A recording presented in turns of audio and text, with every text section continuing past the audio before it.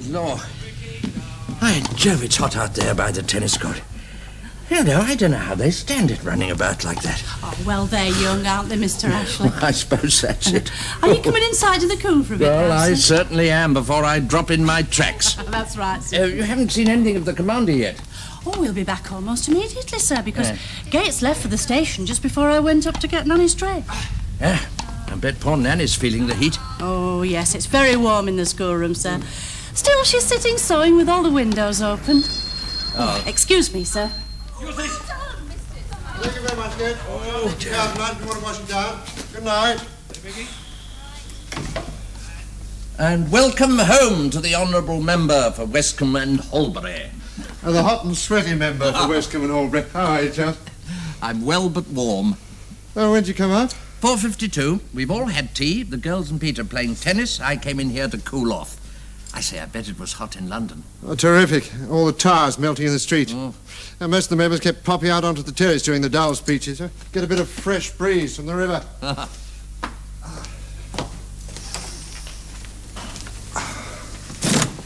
Were they all Dowell? No, not all of them. Some of them were quite interesting.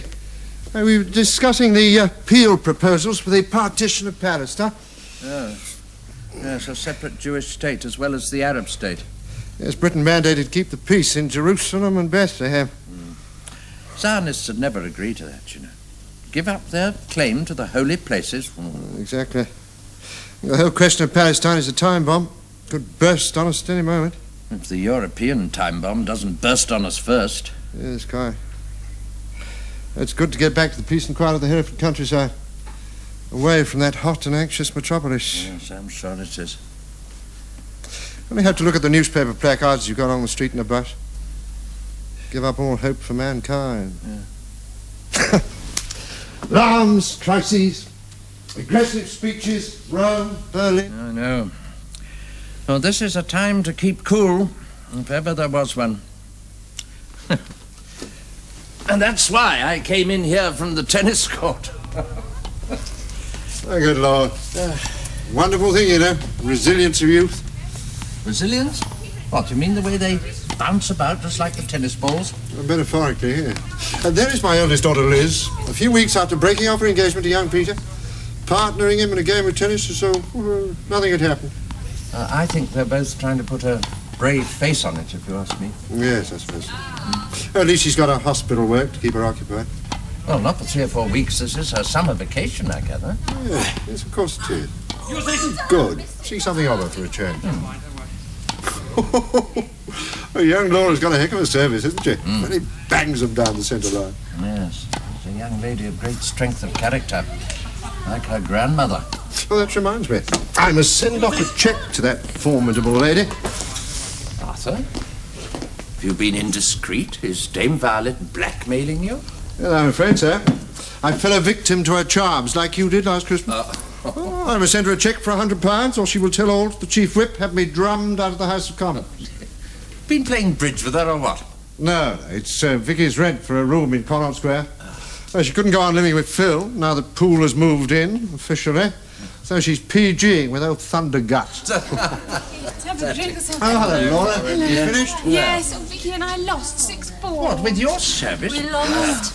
Hello, Daddy. Hello, Grandpa. Well done. Daddy, we didn't play cards. Rather a deadly combination on the tennis court, Liz and me. Yes, really, Peter. Where's your grandma? Where's yours? Mine's on a cruise in the Mediterranean, and that's my grandpa. Oh, really? Who wants a mine squash if I get it? Oh, me. And I. Well, I'm sorry to interrupt this English syntax grammar lesson, but I'm going up to get a bath before you mob take all the water. I should, Charles. Look sharp. Oh, lovely orange. Come on, Peter. Have some. Yes, indeed. Then I must push off and get home in time for dinner. Laura? Pardon, sir. Might I have a word? Yes, of course you may, Gates. What's the matter? Forgot to ask you just now, sir. Will you not be wanting the hammer again until Monday, sir? Otherwise, I could have a go at the brakes, tighten them up a bit. Yes, good idea. As long as I can get into Horbury from a tray. Well, if not, Daddy, I can drive you into the station on Monday morning when my car's here. Good. Daddy, I know you into the house, but could I ask you something? Ask away. Well, it's a bit private. Can we go in your stuff?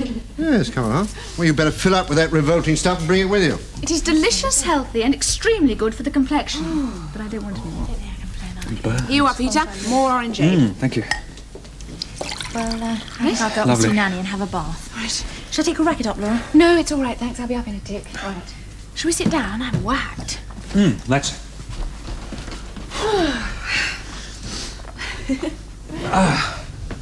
Cymru what? Cymru Bach. It's an old Saxon fort at the mouth of the River Clyd, on Offers Dyke, and that's an earthwork that marks the old Welsh frontier.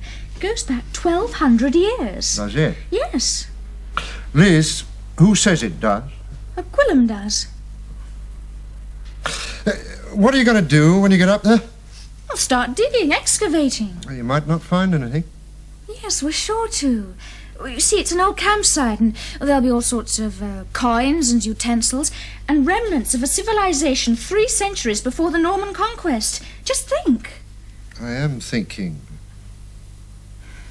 Daddy, I know you didn't get on with him when he came here first, but he's so nice and interesting.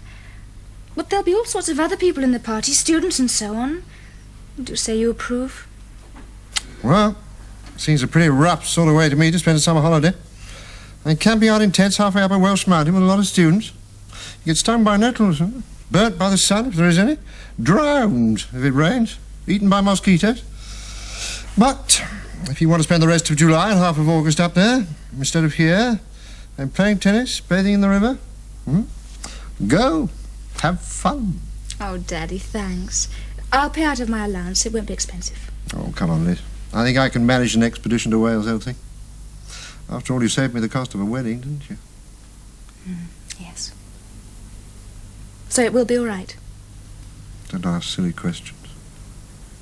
What's going to happen to the mill house, then? Well, I don't know. The workman's still doing it up. Father didn't stop the work when Liz and I broke up, so... Perhaps he'll let it or something. I wouldn't mind it for myself. It's going to be a jolly nice house when it's finished. Why shouldn't you?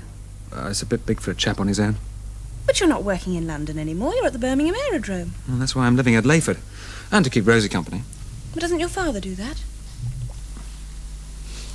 It's handy for my job. I think Rosie likes me being there. I wouldn't be very keen if I went to live by myself in the mill house. Why ever not? I wish to God I could. Live alone? Yes. Why, Peter? What's the matter? What is it, Peter? Nothing. You've gone all quiet. Have I? Well, I must be going. There is something the matter. Yes. It started between Father and Rosie again. But please don't tell the others. Like before. Yes, trouble. Tense atmosphere, rows all night, silence at meals. Ever since Father came back from Nice 10 days ago. It makes life so damned unbearable there. Why can't we have fun and laughter and jokes like you all do here? It's ever so happy here, even Liz and myself, and despite what's happened. Larkfield's a happy house. Layford's like a tomb. Rosie sits up in her room after dinner writing letters. Father sits in the library getting drunk. Hell. I'm so sorry. I wish there was something I could do. I'm sorry, Laura. I shouldn't bore you with my domestic problems. Look, could you say goodbye to the commander for me? And say thank you to Liz and Ricky for the tennis. I will.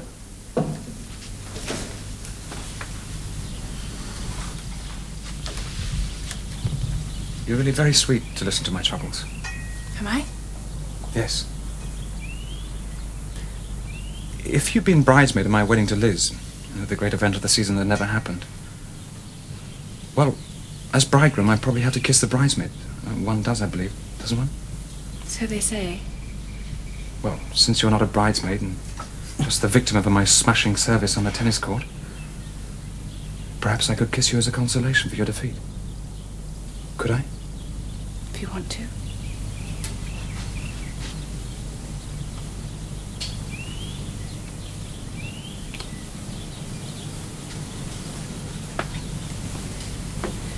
Are you still saying you went to Nice last week entirely on business? I didn't say that. I said I flew over on business. From Croydon? So that no one from Poole Aviation saw you take off? Except that pilot, Mr. Walsh, or whatever he's called. Yes, that's correct.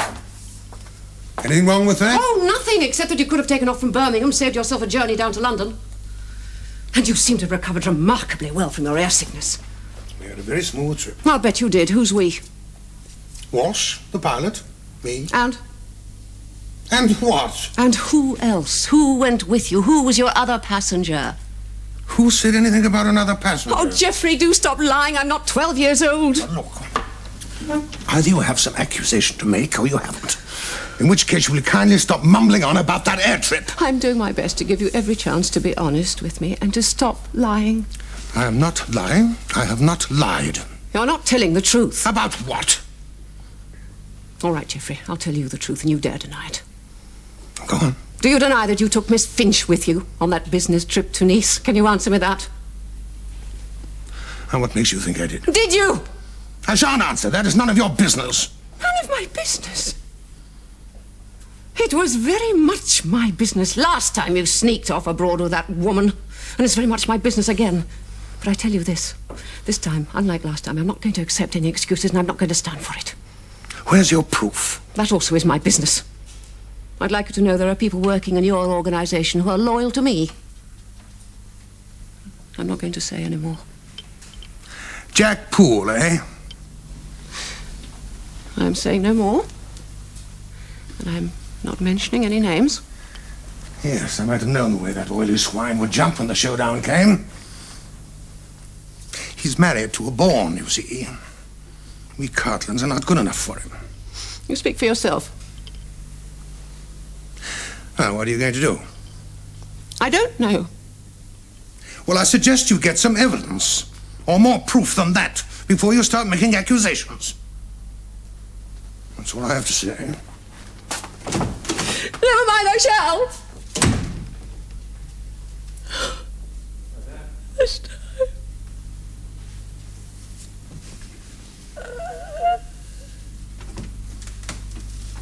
What's up with Father? I said hello politely to him. He pushed past me, went to his study, slamming the door. You two been rowing or something? Please sit down. Talk to me about your father and me. God. And again. Again. But he can't go on. It simply can't go on.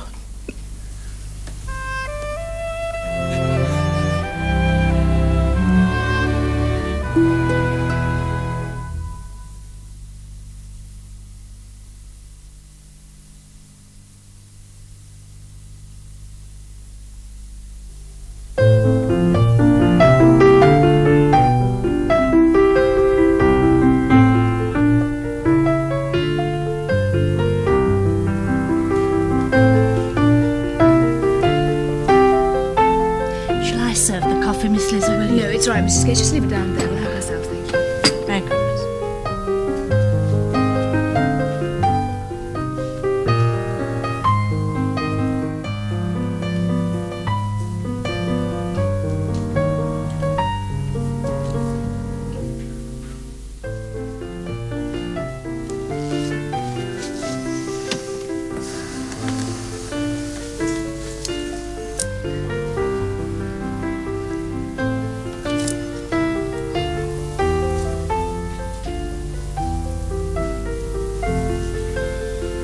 Goodness, there are a lot of stars tonight. All of them, I suppose. It's so clear. How many do you know by name? The constellations, I mean. Very few, I'm afraid. And only their nicknames. Ah. Orion's belt, that's easy. I know that. That's that little bit hanging... There it is, hanging down like a belt. And the Pleiades, that's that little cluster next to it. Yes, there. And the plough, of course. Up the left-hand side of the saucepan, you bear left a bit. Lo and behold, the North Star. The only one I used to know was Cassiopea's chair. Is that one with us tonight? Oh, they're all out tonight. Let's go out and have a look. It's so warm. Oh, if we weren't in these dresses, we could climb up to the top of the cedar tree and have an observatory up there. Well, you'll have ample opportunity to study the firmament from your Welsh mountainside. Oh, we shall be under canvas, not in the open. Still, I suppose if this weather goes on, we could sleep under the stars. Yes, I expect you will. Grandpa, I'm so looking forward to it. Yes, I'm sure you are. He's a very interesting young fellow, that Welsh fellow, oh dear. I never can get his name right. It's Gwilym Meredith Jones. Yes, that's right. Do you know, he was telling me at Phyllis's party that he's the only man ever to get a doctorate of Welsh history and archaeology at London University. Yes, I know. He's very clever. I just wish Daddy, liked him more. Well, I don't think your father actually dislikes him. If he did, he certainly wouldn't let you go on this expedition with him. Yes, but he doesn't approve of Gwilym's political views and ideas. He told me last weekend when we were talking about my holiday that if there was another war, Gwilym would almost certainly be a conscientious objector. Well, I said I was sure he would, and why shouldn't he? Daddy got angry, so I had to change the subject. Yes, I know. But you know, if a man's country is threatened with invasion, he can very soon forget his conscientious objections. Yes, I suppose so. Oh, I'd better answer that. Oh, Daddy has. It's chilly now. The sun's gone down. My arms are all goose pimples. Yes, hold on, Peter. I'll get it for you.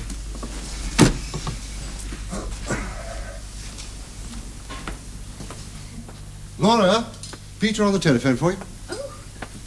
Would you like to take in the study? More private? Shall I? Yes, all right.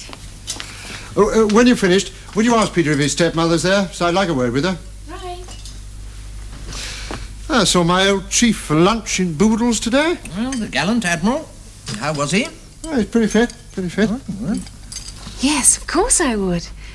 How terribly kind of you, Peter. If you think I'm good enough, I would. My service doesn't always come off, especially against very good people. I get nervous. When? I see. Is it far? Yes, I'll be ready. 2:00. That sounds wonderful. Oh, just a minute, Peter. The commander wants to talk to your stepmother. Is she... Right, I'll go and fetch him.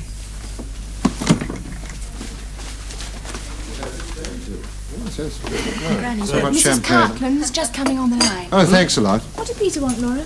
He's asked me to go over and have a tennis tournament tomorrow. Some people who live north of Leominster. Fraser? Oh, dear, the Frasers. What's they like? Well, there's a son in the Ninth Lancers called Christopher with spots. Yes, and a very bossy daughter called Araminta.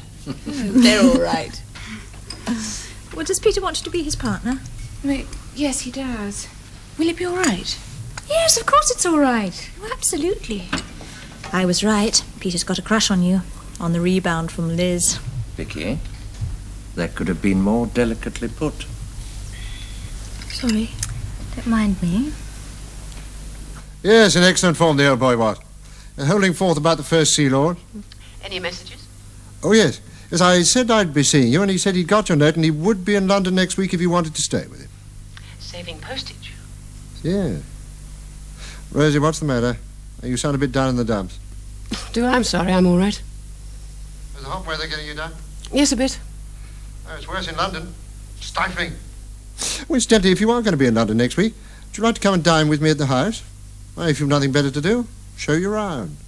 Oh, Arthur, that would be wonderful. I'd love to. Do you know I've never been to the House of Commons? Well, it might amuse the Admiral, too. I'd bring him along if you like. Well, yes, I'm sure he'd... Right. Oh, meet at my flat. Yes, all right. Your flat? No. It's Muller's flat, actually, at Artillery Mansions. But you've moved in already. Temporary sort of way, you know. Just while she's away on this cruise. The place is packed with her stuff at the moment, but we're moving her down here for keeps. But anyway, why don't you ring me Thursday morning, and the number is... Victoria 7215. Yes, all right, I will. Arthur, have you got a very busy weekend ahead? Well, I hope not. Gates and I have declared total war on the greenfly, and my roses are covered. What about yours? The same. Well, now, look here. Liz is off sometime in the afternoon. That means only Charles and the two young flappers will be here. So why not drop over? I get Geoffrey on the tennis court. Get some of that weight off him. Geoffrey won't be there. Oh, why not? We've just had rather a bad dust-up. Oh, dear.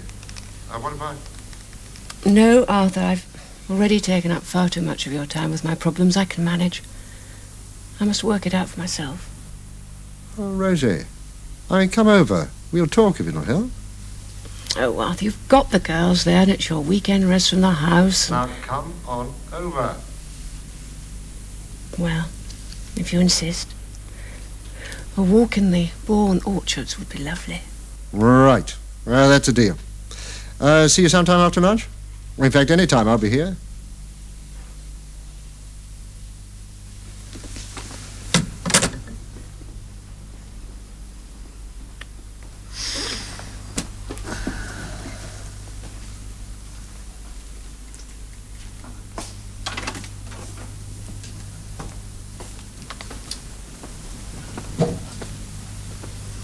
Oh, hello. Oh. Everyone gone to bed? Yes, I suppose so. Vicky and Laura have gone to Vicky's room to play the gramophone and listen to some ghastly crooner. Incidentally, I suspect that they're both in love. And Liz has gone to her room to think about what she's going to dig up on the Welsh borders. I wish she hadn't dug up that fellow Meredith Jones again. Well, she didn't. He dug himself up. Turned up at Phyllis's party like Banquo's ghost, much to everybody's surprise. But he's all right, you know, Arthur. He's got brains and a bit of culture. I rather like him. Oh, good Lord, now. It's nearly 11 o'clock. And who on earth would want him? Hello? Yes? Who? Oh, Phil. Oh, good Lord, you're back. Surly? Oh, no, dear, I didn't mean to. No, it's just that there's a lot going on. Oh, yes, of course you may if you want to. Join the party. No, it's your home. Yes, of course, I'll tell Nanny and Mrs. Gage.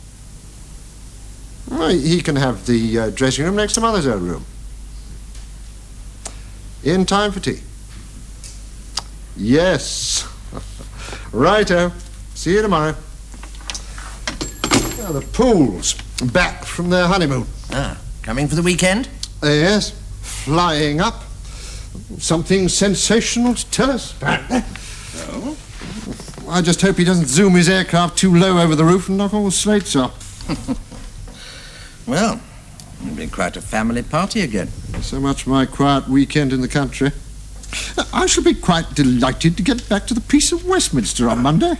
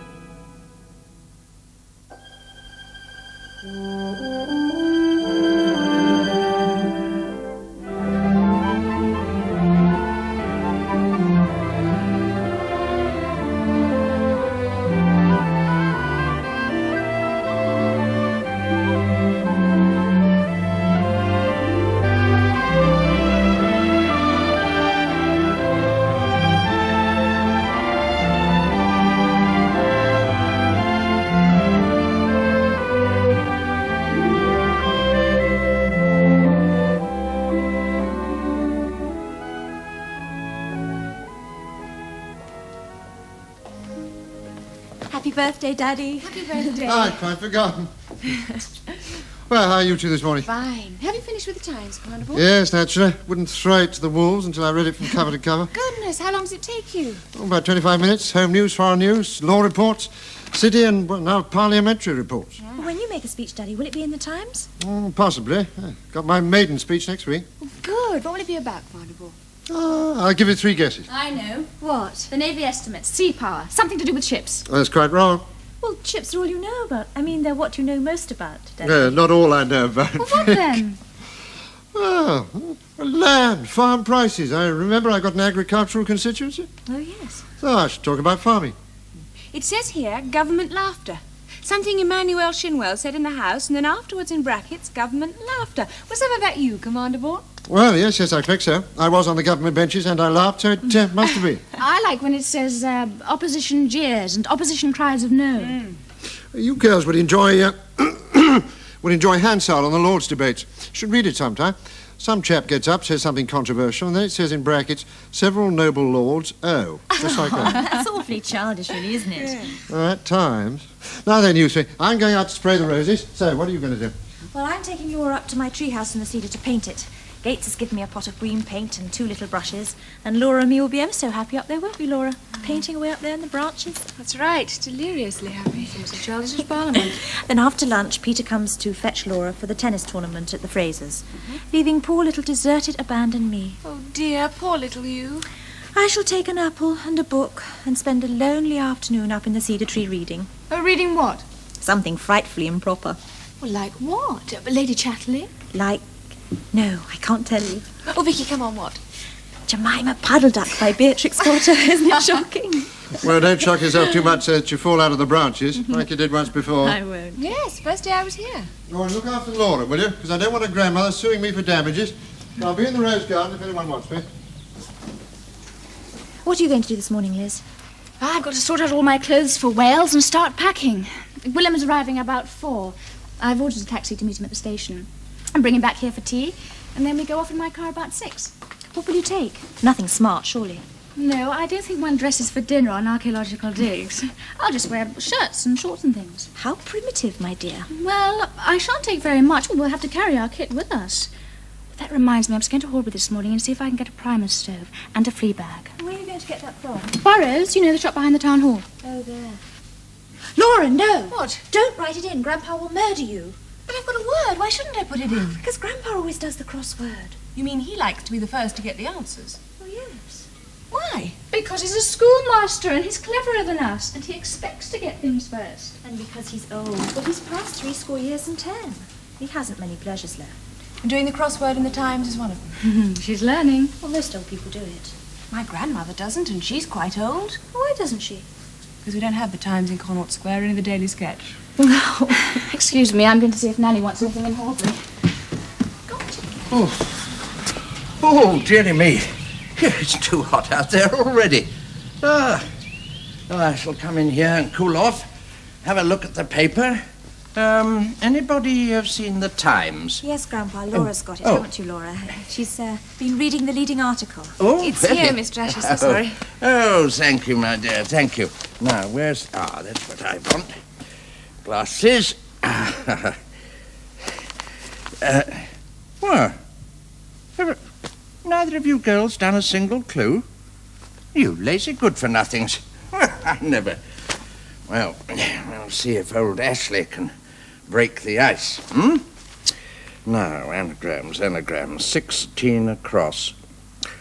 I like to get rid of the anagrams first and get them out of the way. Oh, no, my star. That's the one I've got. Oh, no, my star. It's astronomy. Oh, no, my star. And some more of this tape, if you can find it. They'll have it at Bailey's, by the clock tower, you know? The haberdasher. Oh, yes. How much? Oh, 2 or 3 yards would do me. 3 yards. Okay, Nanny. Right.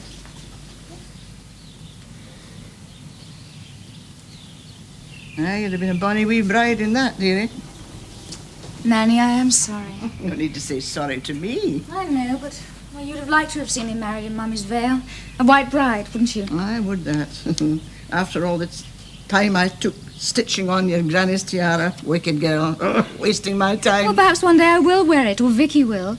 Anyway, it'll come in useful. Even if fashions change, things like brides' veils don't. So, it'll keep. Ah, yes, it'll keep. And what happened to Granny's tiara? Oh, it went back, dear. Back to Lady Bourne's bag in London. Your father took it last week. Well, if I'm going to get all my camping stuff, I'd better go. And when is your Welsh friend coming for you? He's not my Welsh friend, Nanny. His name is Gwilym Meredith Jones. Why does everyone have to call him my Welsh friend, or the Welsh chap, or your Welsh professor? He's Gwilym. He's got a name. Oh, dear, what's all this? Oh, come on now. It's just that everyone in this house talks about Gwilym as though he was some kind of a freak. Daddy hates him because he's against war. Vicky thinks he's funny because he arrived here on a bicycle and discovered we all had Welsh blood in our veins. Grandpa, he's all right. He's polite to him. I'm sure Mrs. Gates thinks he's a common imposter. No, you know that's not true. If we all seem a bit wondered about your Gwilym, it's because you've got such a difficult name to remember, that's all. Yes. Oh, you're tired. And run down. It'll do you good to get away for this summer holiday. Right away from everything. Old Nanny knows that.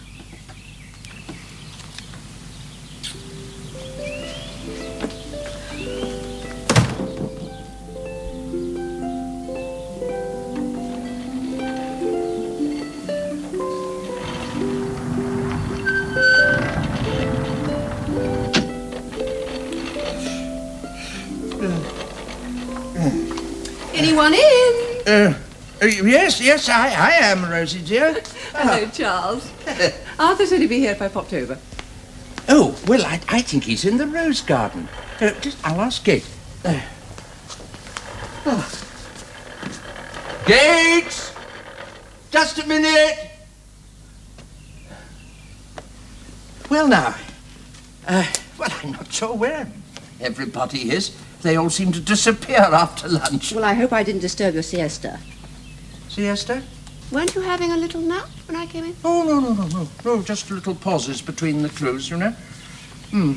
Well, I think that Liz is up in her room packing for Wales, and she's being fetched at 4:30. And Laura's playing tennis with Peter, and I think I saw a little figure way up in the cedar trees. I drove down. That's Vicky. She's having one of her quiet little reads up there.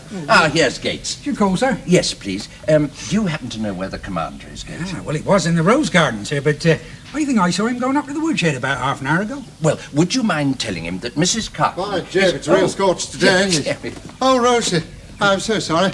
I've been spraying the roses, sawing some wood. You've been here long? 2 minutes. Well, that's all right. Well, you know, I suppose I ought to be out in this glorious weather, but I really find it too hot. I didn't when I was a young man, you know. I walked all over Cairo and Luxor in heat much worse than this. Wasn't a bead of perspiration on my brow. Well, I think perhaps I'll go up to my room, excuse me. Or in the shade outside. There's a deck chair under the lime tree. Oh. I take the tires down there, peace and quiet. No tennis this afternoon. Yes, thank you. I think I will, thank you. But let me know when Liz goes, will you? I'd like to say goodbye. All right, we will. Yeah. In fact, we might even join you down there later on and ask Mrs. Gates to bring a tray down. Well, that would be delightful. Come on, tell me all about it. I'm ruining your afternoon in the garden. No, of course not. I've done all I'm doing. Charles is quite right, it's far too hot. Now come and sit down. Oh, why do I always come over here with my problems? Well, there's a simple answer. You have troubles, and we're old friends. Well, it's all over with you, if you remember what I said on the telephone. I can't take any more, and I won't take any more. I don't care what my father says or what you're going to say. Or indeed what Peter thinks, or our friends. I'm going to divorce him, Arthur, and this time I mean it. I have no other choice. This is very sad news, Rosie. I might have known that a leopard won't change its spots.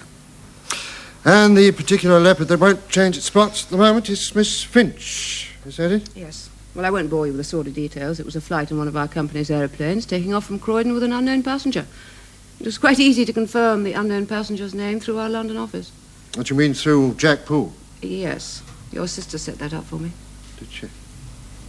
God, what irony. If it wasn't so tragic, one might almost laugh. Oh, yeah, there's Geoffrey. For whatever reason, he gets Jack Poole out of trouble, sets up an air transport company, puts Jack in charge of the London office, and within a matter of months, Jack finds himself producing divorce evidence against his own employer. No, it's a bit sordid. It's all very sordid, darling, but it's part of modern life. Do you know, I was only thinking the other day, in the 100 years since Queen Victoria came to the throne, our country has become debased and cheap and sordid. Oh, Rosie, I'm so sorry. I don't know whether to condole with you or congratulate you. It's obvious that your marriage can't be saved this time. Nothing I can say can change your mind, so... Oh, what do you want to discuss? Practical things? I just wanted to tell you things, lean on you for advice. It's your own fault, my dear Arthur, for being so kind and wise, simpatico. How would Peter take it? Does he be shattered? Well, he knows, I told him. He was very upset, naturally. But then he knows his father. He's not a child anymore. I asked him to try and remain loyal to his father, although he disapproves of... Well, I mean, he may get another stepmother only 6 or 7 years older than himself. A flighty wench. It might be very interesting. God! I mean, this is Larkfield 1937, not a risque novel by Somerset Maugham. Huh? Or is it? Now, Miss Finch, she can't lay her hands on Layford, can she? The property is still in your name, I take it. Oh, yes, but Arthur, how can I afford to keep up that estate and a house of that size on my income? He will have to settle enough money on you to maintain it. Why, he's the guilty party. It's his responsibility. But that'll take thousands a year. Oh, Rosie, Geoffrey's got millions. Heavens, I don't want to sound squalidly mercenary, but if Geoffrey Cartland wants that girl, then part of the purchase price is what he must make over to you to enable you to live in your own house. It's your home. That sounds sordid and unpleasant. Well, it's as you say, modern life. So You've got to face up to it.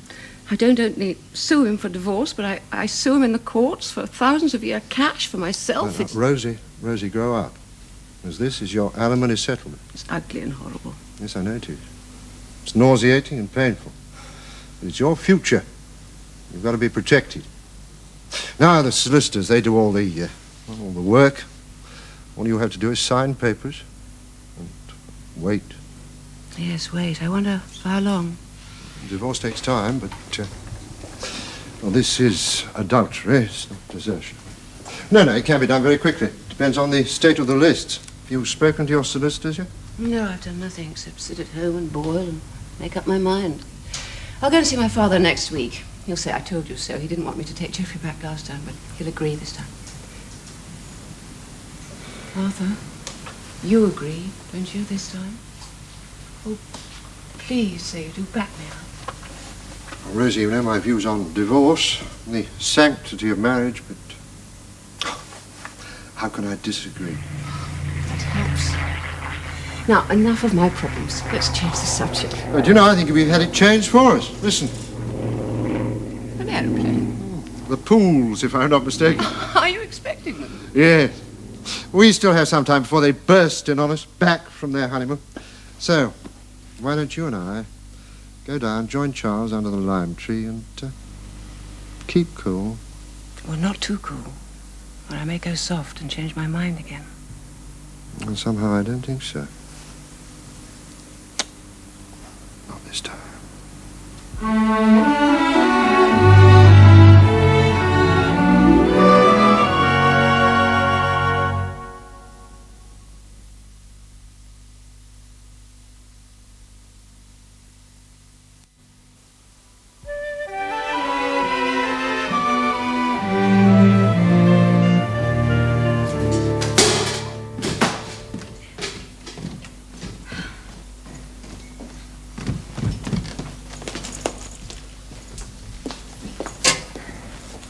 Your book? Not quite. I came down from the tree because I thought you might be going soon. Didn't want to miss saying goodbye. Oh, that's very noble of you, old thing. But William isn't here yet. He's arriving about 4. I say, I do hope Daddy will be polite to him. Of course he will. He's being nice all day. It's his birthday. Oh, my goodness. What's the date? 3rd of July. Had you forgotten? Oh, Lord, yes, I had. And I'm going away on his birthday. How could I have been such a fool? I never thought. Well, I don't think he'll mind. I don't mean about you going away. I mean about forgetting his birthday. Well, Mummy used to say she didn't want to be reminded. Daddy, too. Well, I shall just have to confess I forgot. I'd never arranged to go away otherwise. I wish you weren't, Liz. Oh, Vicky, why? Oh, I don't know. Being here all the summer holidays without you, it's going to seem funny. Oh, you'll have Laura. Yes, I suppose so. Trouble is... Well, what? Well, if Peter and Laura... Oh, it doesn't matter. I'm feeling sorry for myself. I haven't had a letter from Klaus, that's the trouble. I don't even know if he's still over here or not. Well, what makes you think he's gone back to Germany? Well, when I went over to lunch with him at Penbury the other day, he said he thought he might be going back quite soon. I'm sure he'll write to you. Anyway, I'll write to you from Wales. Send you lots of postcards. Thanks. Say, Liz, do you think Peter will marry Laura in the end? I don't know. It depends whether he's in love with her or not. But even so, I don't think he feels it's a good time for a young man to get married with a chance of another war. Well, Klaus may feel like that, or his parents may say... Oh, don't worry about it. Just taking tea out to the tennis courts, miss. Are you going to join the Commander and Mrs. Cartland? As soon as Professor Meredith Jones arrives, could you provide and cup and things for him? He'll be here for tea too. Oh, that's all right, miss. There's plenty for everyone. Mr. Poole and Miss Phyllis as well. Vic, why don't you go and join them? OK. Oh, I'll come as soon as Willem arrives. Oh, prepare the ground. Here, let me help you, Mrs. Higgs. Thank you, miss. I can manage the tray all right, but it's just the cakes and sandwiches and things on the kitchen table. I'll get those. You go on down. Oh, if you would, miss, it would be a help. Everything's ready. Thank you, Miss Vicky. What fun. We haven't had tea in the garden since last summer.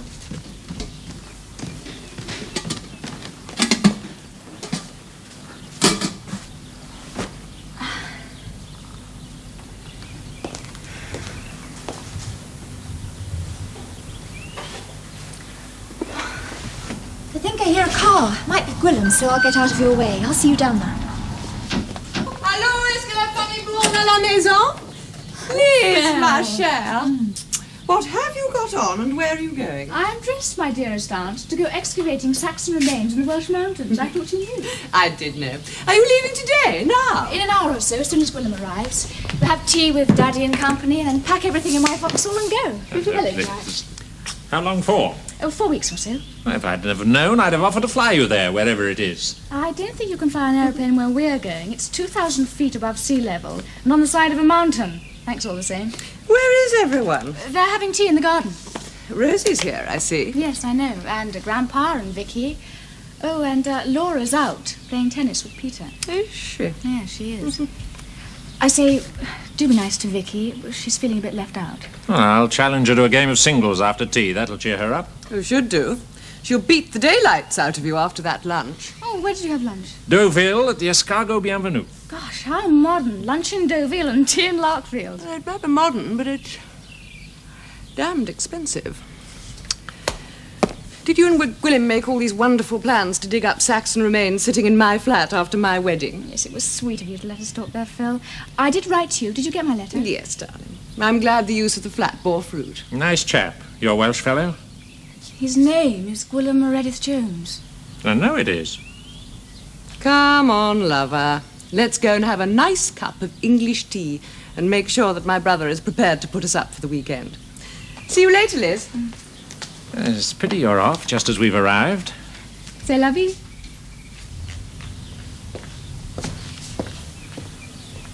I brought you a nice cup of tea. Oh. And a piece of cake. Oh, my. The others are having their tea down by the tennis court. Oh, my. Was that hot? I just dropped off. What time is it? It's just gone 5:15. It's a car just arrived. I think it must be the taxi from the station bringing Miss Lizzie's visitor. Oh, I should be leaving for Wales. I must go down. Oh, now there's no hurry, love. They're not going immediately. Oh. No, they're having the tea first in the garden. You stay and have yours up here, nice and quiet, eh? Thank you, Eileen. Oh. Leave everything here for the moment. We'll load up my car later. She's strong and willing, your car? Oh, we have a good load. Yeah, she's fine. Besides, it's only you and me and our packs.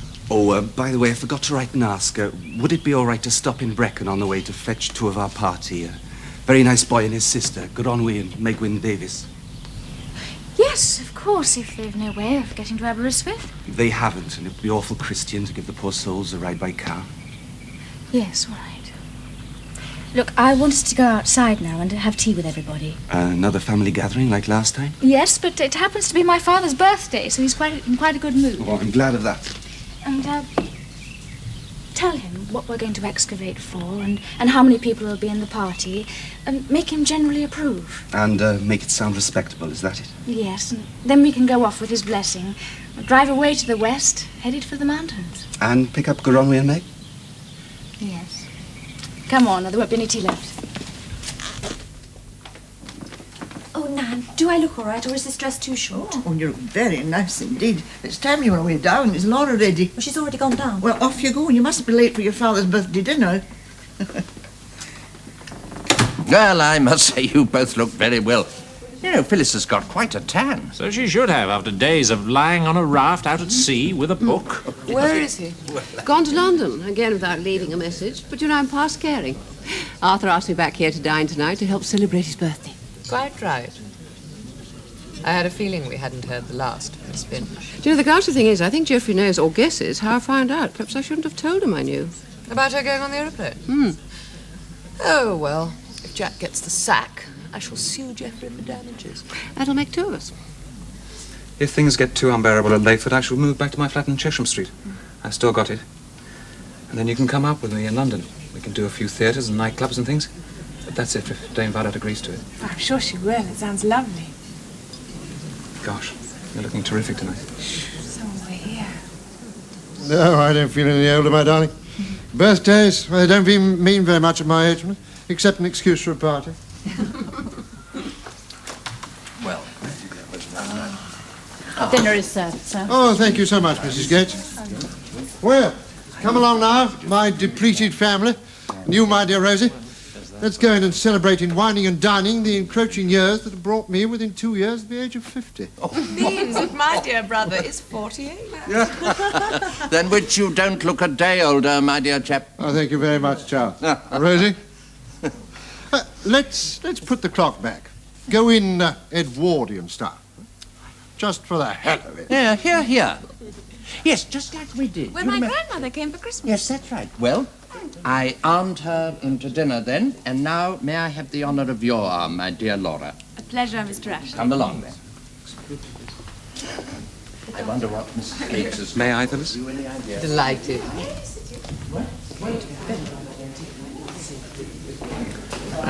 That leaves just us, Vicky. If you can stand it. Of course I can.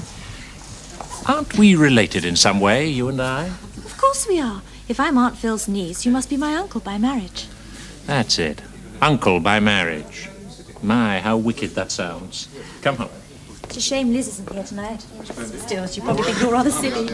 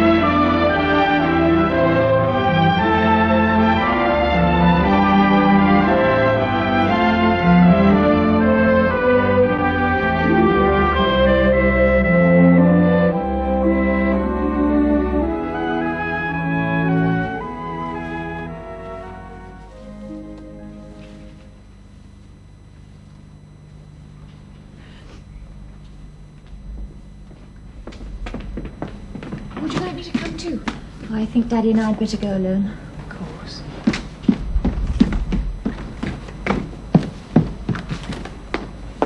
Daddy. Oh, there you are. I mustn't keep old Morris waiting. The flowers are all ready. There we are. Right, off we go.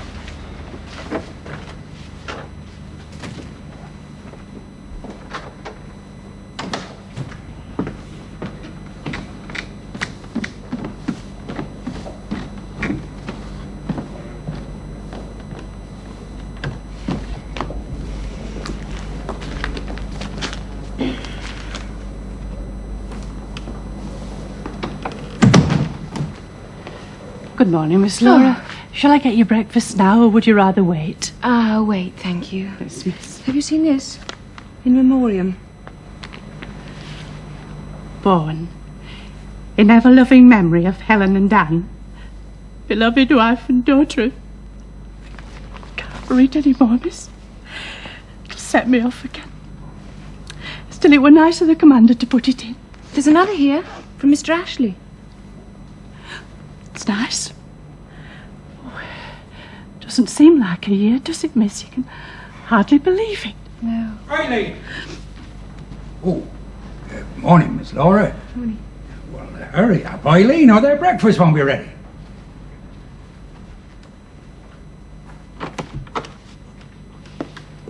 Shall we go to Horbury? Do some shopping? If you like. I shall get weepy if we sit about here all day. You haven't seen this yet, have you? There.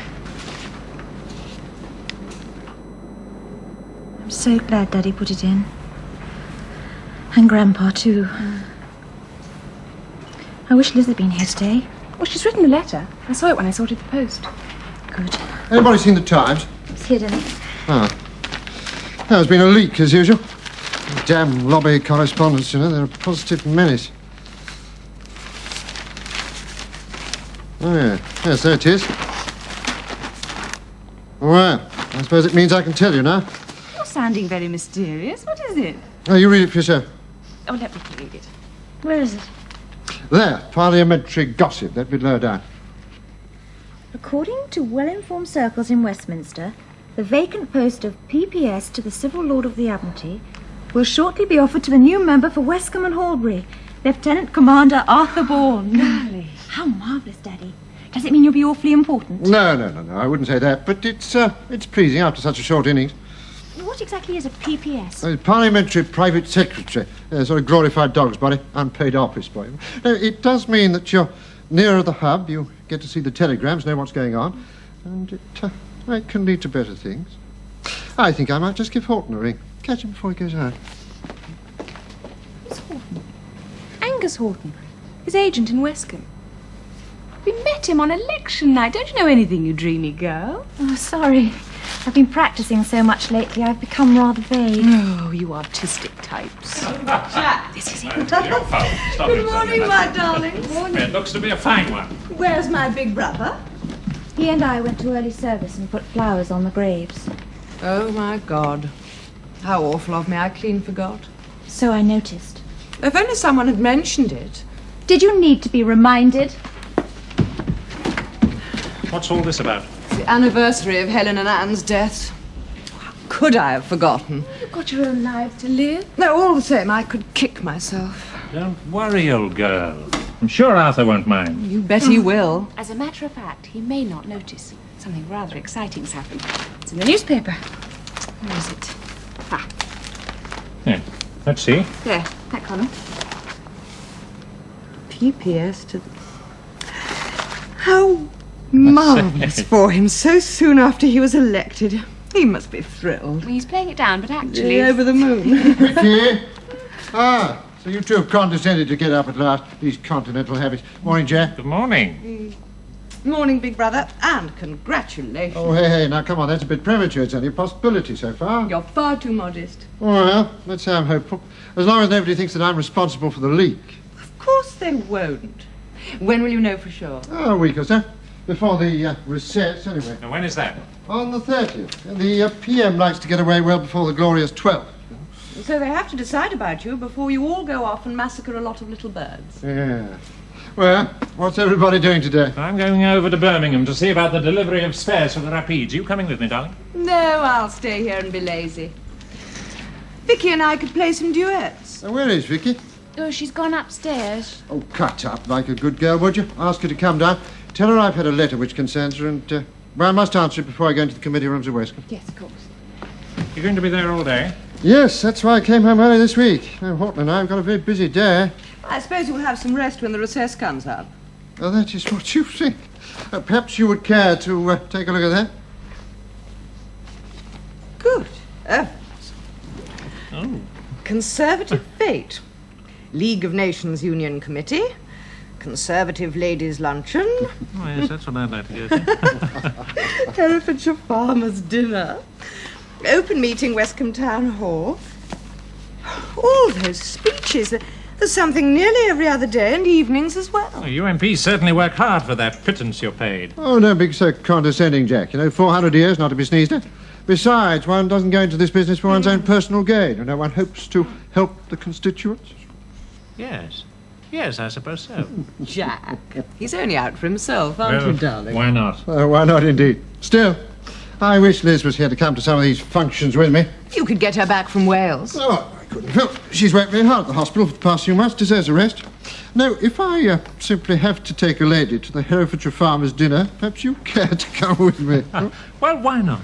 You'd meet all sorts of influential types. Be very good for business. Oh, I can't guarantee that. My husband is a man of only one idea. Pool aviation. I'm very glad to hear it.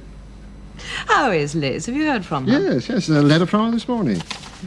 Arthur, dear, about this morning, I am very sorry. It's all right, Phil. That's quite all right. There's a letter from Mother, too. It says she won't be back until the beginning of August.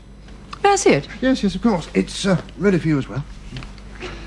Well, now, where are those girls? Look, I wanted to have a word with Vicky alone. And Jim Tapper's cleaning the windows in the study. So I wonder, would you two wander out into the garden? Take Laura with you? You can wander out to the car and see me off. Yes, darling. Sorry I was rude, Aunt Phil. You had every right, my darling. Laura, come and see my husband off, and then we can go for a walk round the garden. Right. Imagine it, me, a brass widow for the first Vicky, dear, sit down. Had a letter which concerns you. Me? Not from the academy, is it? No, nothing of the sort. I gather they're very pleased with you. Now, this is, it's about you and Klaus. The letter's from General von Heinig. Apparently, Klaus has written to him from London saying that you and he definitely want to get married. Oh. Oh, didn't you know about that? Well, he said he'd be writing to his parents. I didn't know he'd be so definite. Vic, what do you feel about this? Daddy, you know how I feel. Klaus and I aren't children. Whatever Nanny thinks, we love each other. We really love each other. Yes, I believe you do. If only... If only he weren't a German. A Nazi. Yes. Well, this calls for a meeting, doesn't it? Parents' meeting.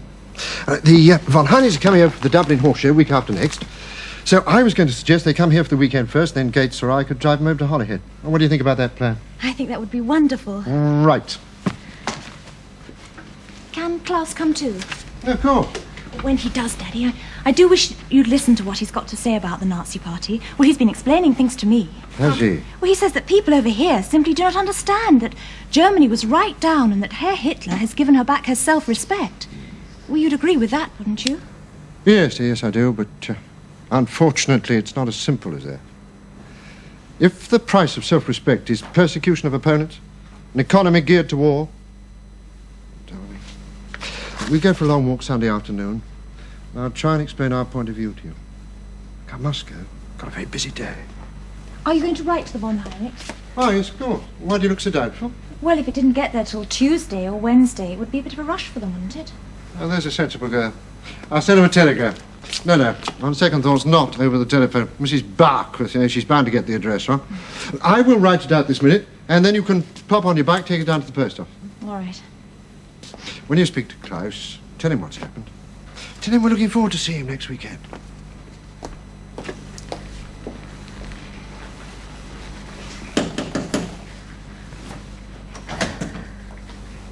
Anyone home?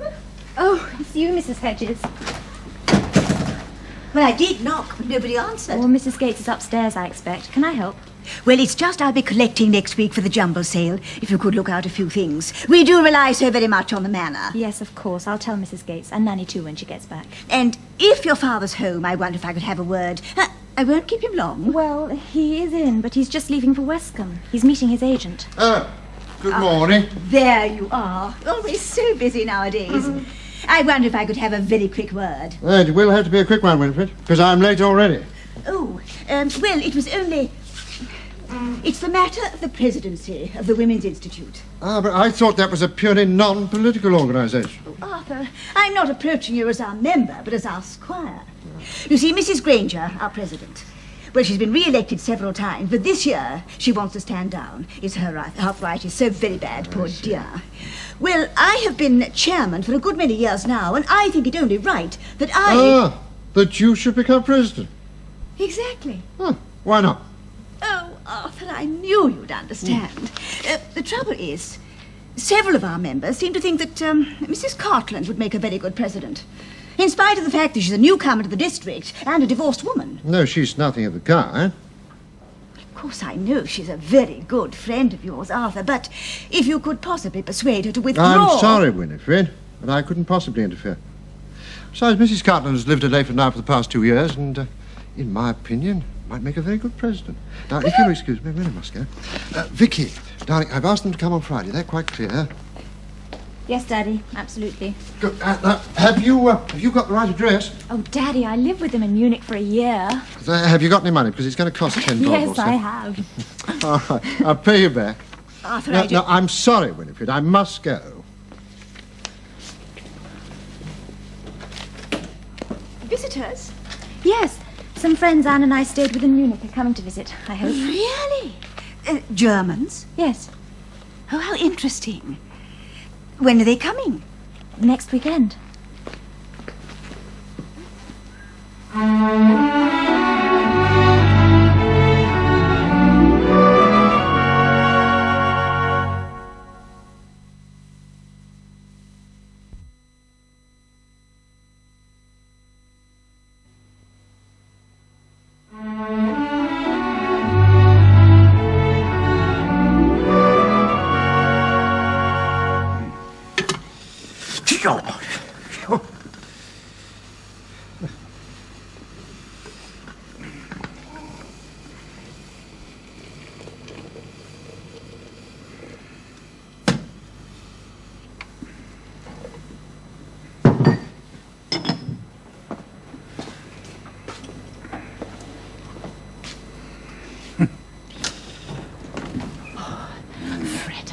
I'm sorry I wasn't here to get you tea. You've taken your time. Well, shot were a bit full. Matilda Barkworth. She was telling me about that Mrs. Hedges. What about her? What's she been up to now? Oh, she's that upset about the WI. It seems that there's talk of an asking Mrs. Cartland to stand as president. Oh, Mrs. Hedges is hopping mad. Yeah, she was here this morning. I saw her when I was doing the herbaceous. Oh, I didn't see her. Oh, it must have been upstairs, I suppose. Fred, have you heard any talk in the pub about Mr. and Mrs. Cartland? Well, they're saying he's going off with that Miss Finnish again, and this time for good. Yeah, that's what I heard. And you never told me. Oh, Fred Gates, how could you? I don't hold with gossip. Have you finished your tea, madam? If I'm too soon... No, please do take it, Parsons. I'm afraid I haven't done justice to your exquisite sandwiches. They won't be wasted.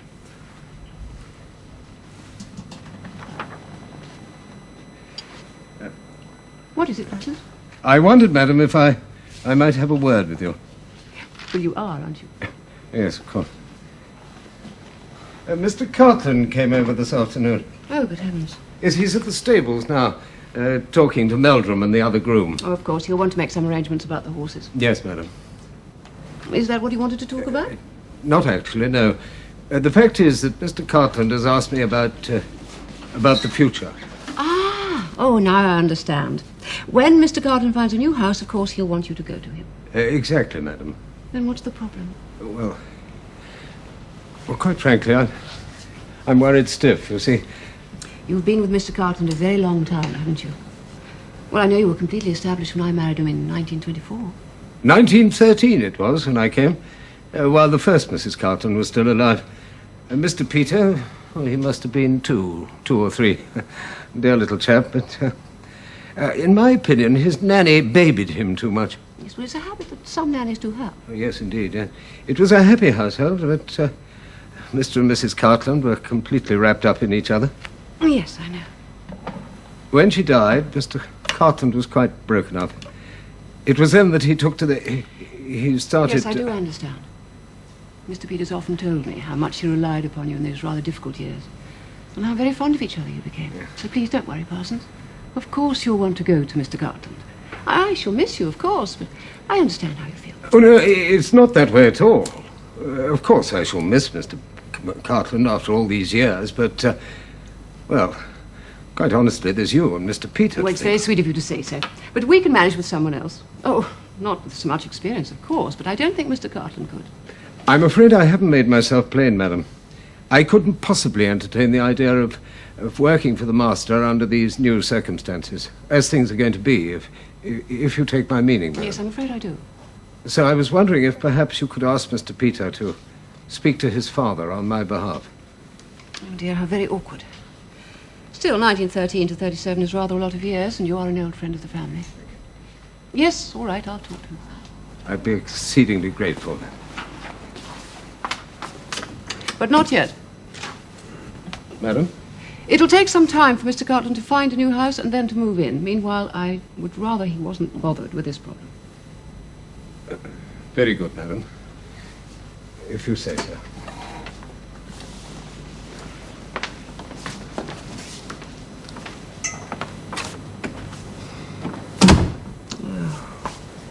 What an enormous sight. Oh, you made me jump, you horrid boy. I'm sorry. What's it all about? Oh, problems. I'll tell you later. Oh, do you want some tea? Do ring. No, I don't, thank you. Come on, Rosie. You feeling frightfully depressed because Father's leaving? Yes, I suppose I am. Why don't you let me talk to him? I might be able to make him change his mind. I know he's mad keen about Penelope Finch at the moment, but I'm sure it's not a permanent... Oh, Peter, darling, you don't understand. The last thing I want to do is to start up again with your father. It's been quite intolerable since he first went away in December, and calmly walked back, expecting to find me waiting with open arms. Which you were, of course. Yes, I know. I made the mistake of asking dear Arthur's advice and then taking it. No, the marriage is finished, completely and utterly. So, what are you sighing about? Well, the marriage may be over, but I can't stop worrying about this silly old thing. I mean, if he moves into Penny's cottage, it would be most unwise. I agree. If it's any consolation to you, he has spoken to me. He's moving into that immense hydra on the other side of Wolverhampton. Oh, well, thank goodness for that. He'll be well looked after there. Is she going with him? Not that it's any business of mine now. No, it isn't, is it? No, but Jack Poole is. Has your father mentioned anything about that? What such as? Well, when Geoffrey flew to Nice last month, and I asked Phyllis to find out from Jack who the unknown passenger was. Well, the last time I spoke to Geoffrey, he was threatening to get rid of Jack. Is that possible? Oh, I don't think you have to worry on that score. He hasn't spoken to me in days about it. I'm sure he's forgotten completely about it. Oh, thank goodness. Well, I'm off to change. I better hurry because I don't want to bump into Geoffrey in the hall. Oh, I thought I might be over to Larkfield later this afternoon. See if there's any truth in the rumour about Arthur becoming a PPS. It'd be marvellous if it is true. I think I'll come with you, Rosie. I might have a game of tennis. Oh, really? Haven't seen Laura for at least a week. You don't miss much. I approve. Much more suited to you than poor dear Liz. About an hour then, all right? Fine.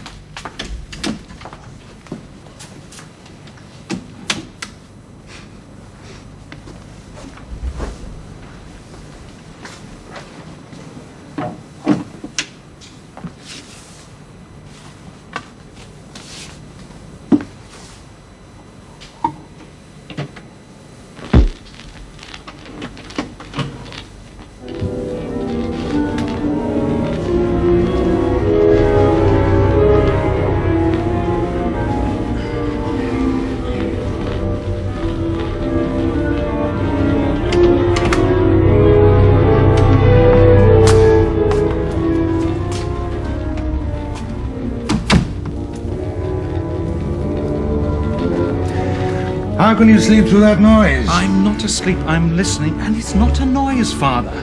You know I'm not musical. Do you mind if I switch it off?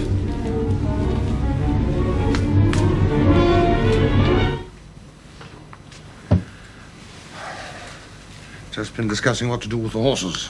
Oh, are you leaving them here? For the moment. Yes, Rosie won't mind. Later on, they could go to livery and put them in charge. Well, I suppose I better be getting back. I promised Penny. Are you going over to Larkfield today? Oh, I might have a game of tennis. Congratulate the commander for me, will you? On the latest news. Oh, if it's true, yes.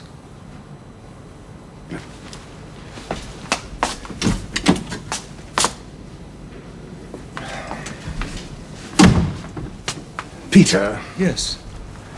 I'd like to arrange for you to come across and have dinner with Penny and me at the hotel. They do one rather well, and I'd like you to get to know her better. After all, she's going to be your stepmother one day. She's a beautiful creature, you know. Oh, I don't deny that. And I assure you, she's nice. You'll like her when you get to know her. Possibly, but it's only that... What? It's only that I wish you'd look a little bit happier about it, Father. You're going to win after all. I know I am. Look, this is it, you brute. Anyone for tennis? Oh, me, please. Hello, Phil. Arthur will be with us in a moment. Well, isn't it exciting news? Yes, but not yet official. That's why Arthur's telephoning the chief whip to make it perfectly clear that he wasn't responsible for the leave. Oh, as if he would be. Rosie, my dear. Hello. How nice. Oh, you have a drink? Oh, no. Phil? I thought we might meet up in London. And we could do a show, then go on to the Berkeley or the Kit Kat. Lovely. Only I wasn't going to London next week. It's because term's ended. Oh, well, then we can drive over to Morven and have a dinner and dance. Why not? Wednesday? Lovely. That'll be Jack in the new Bentley. Great. Thank you, Arthur. Peter, have a drink? No, I won't, thank you. Not if I'm playing tennis, thank you. Oh, I'll go and get my shoes. There we are. Thank you. Rosie and Peter. Thank you. Oh, good. Hello, Rosie. How are you? Fine, thank you. Successful day, my darling? And how, eh, Peter? Oh, A drink, Joe? Yes, thanks. How about a toast? A toast to pool aviation and all who fly in it. Pool aviation. Cheers. Oh, Mr. Poole, I thought I heard your voice. Mr. Cartland's chauffeur sent this note over, sir. He asked me to give it to you personal. Oh, thank you. Thank you, Mrs. Gates. Now, I wonder what the boss wants. Delighted about those new contracts, I suppose. What does he want?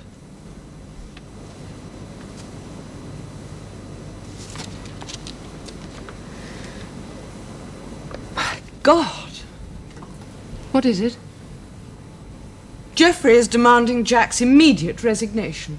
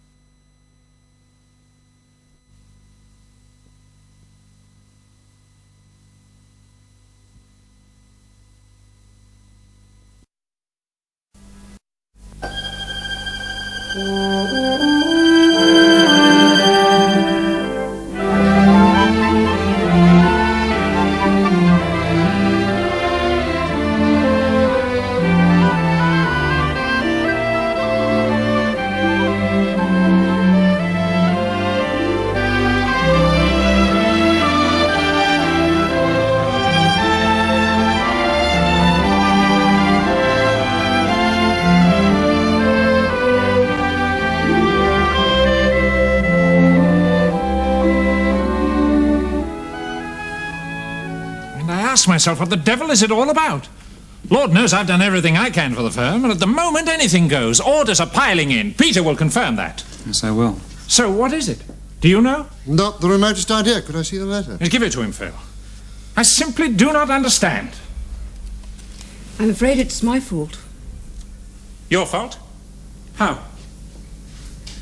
Come on, Laura, I'll take you on a tennis. Vicky, you can be umpire. Would you mind explaining that extraordinary statement? I know what she means. You shut up. Jack. I must get to the bottom of this. Now, Rosie. It's really perfectly simple. Last month, when Geoffrey flew off to Nice, I asked Phyllis to ask you, Jack, who his unknown passenger was. You found out from the pilot. Do you remember?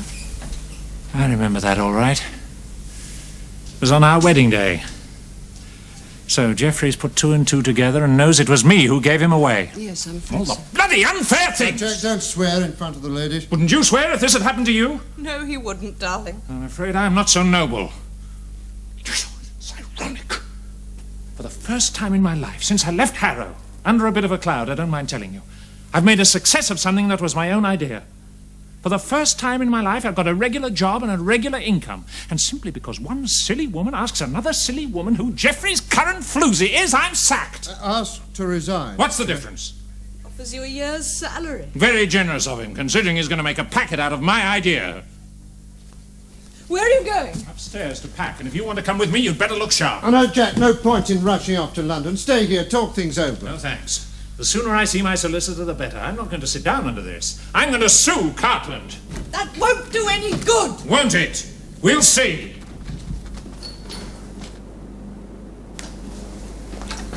Why did you have to ask me who was flying that day?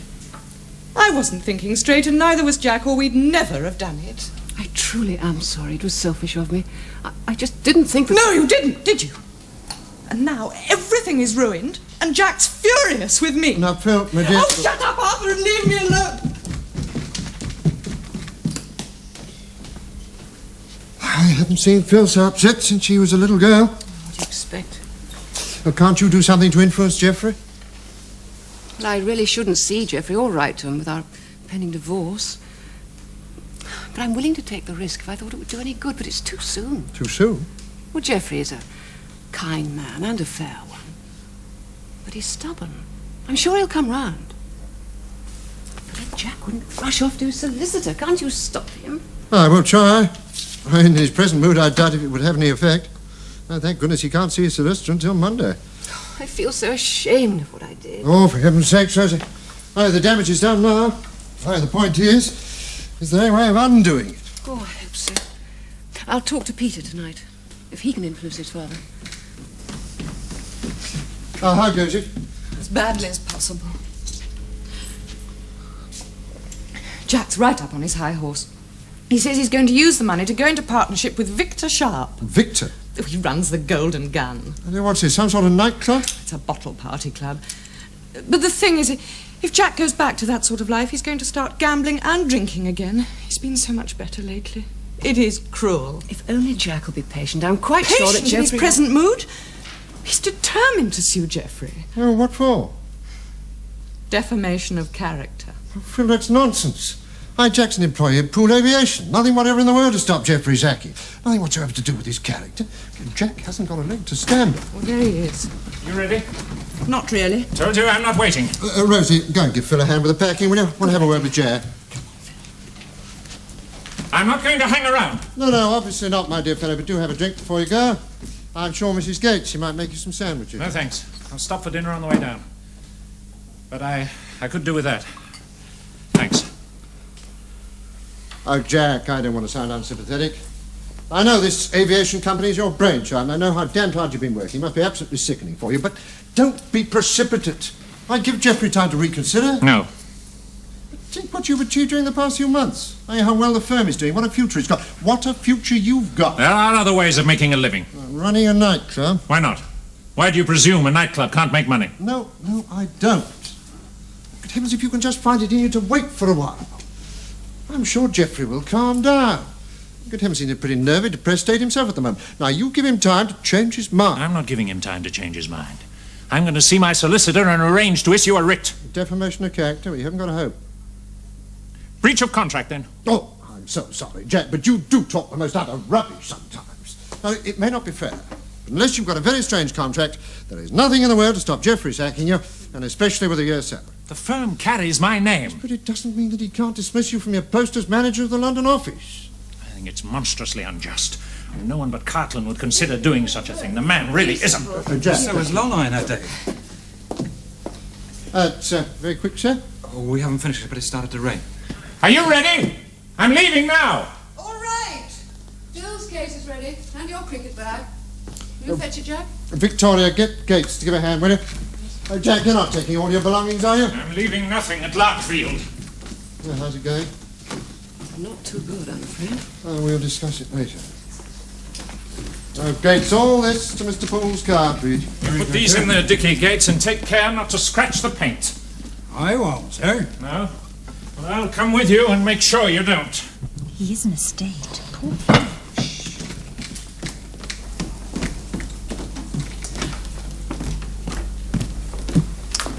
Well, Arthur, I'm sorry about this.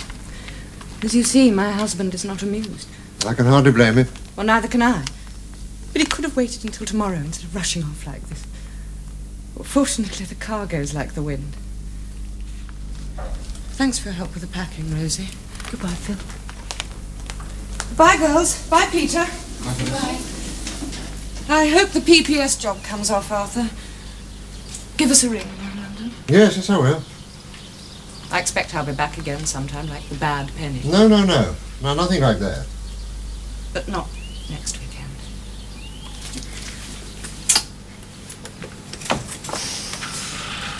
Bon voyage!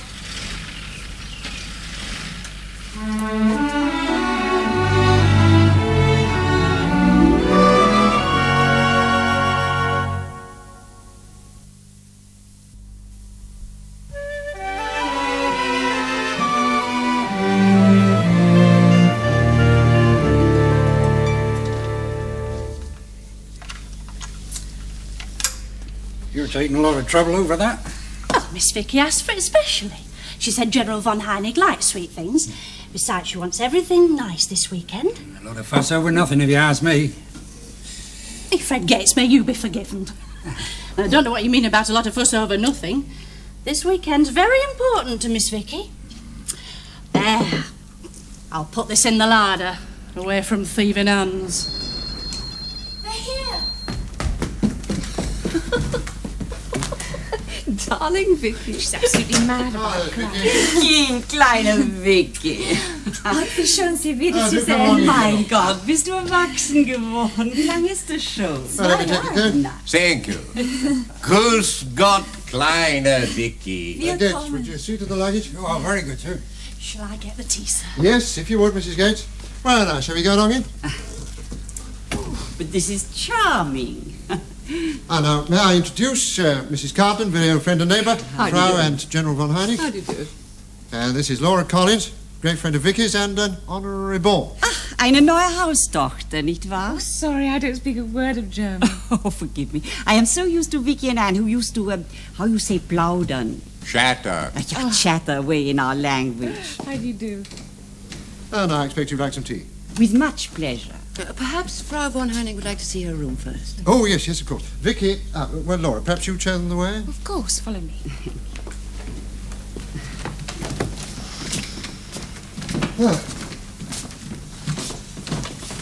Hey, what's the matter, darling? What's happened to Klaus? I thought he was coming. Oh, my dear, how stupid of me. Quite forgot to tell you. Sprained his ankle playing tennis. Not badly. No, not too badly. Doctor insists he must rest it for at least 24 hours. Oh, dear. Oh, come on, darling, cheer up. Coming on Sunday morning, if you can. He's going to phone you tomorrow morning. Now, would you like to go upstairs, see if the Von Heinigs have got all they want? All right. I wonder if, when the tea comes in, you'd dispense it for me? Of course. What if we... They seem a very nice couple. Yes, they are. A little old-fashioned, but privately anti-Nazi, I'm quite sure. Unlike the son. Yes, I'm afraid Klaus is the younger generation. The General's a retired cavalry officer, and I suspect in his heart his loyalty still lie with the Kaiser. When did you first meet them? When Helen and I first took out of Munich. So I'm afraid things aren't quite so easy for them now. They do what they can. Frau von Heinig takes in these English girls, and the General runs rather an elite riding school. Ah, hence the Dublin Horse Show. Exactly. Mrs. Gates, would you put in front of Mrs. Carton, please? Yes. Oh, thank you.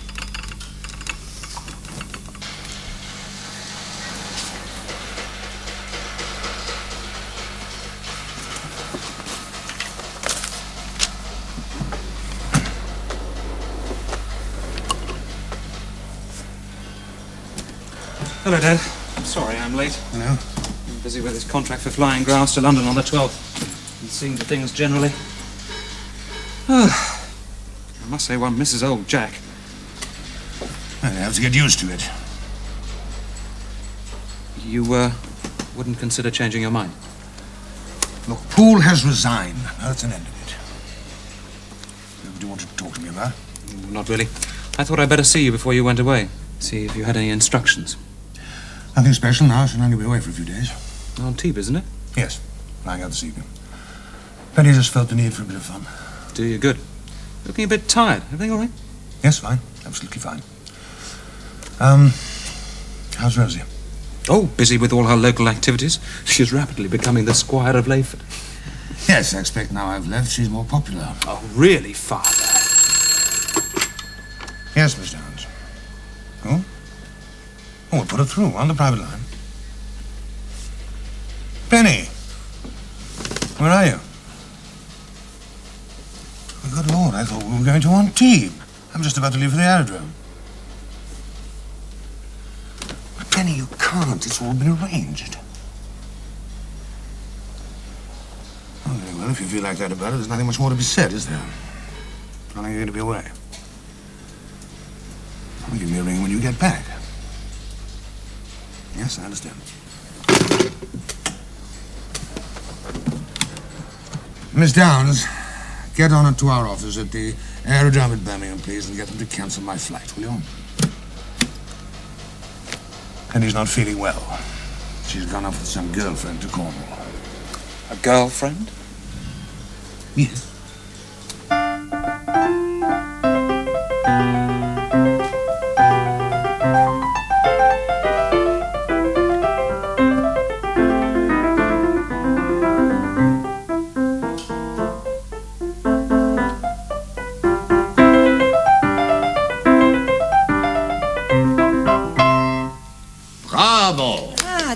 Charming. You have made so much improvement, Vicky, since I last heard you play. Thank you. If Klaus comes down tomorrow, you must play us some duets. We'd love to. We always do.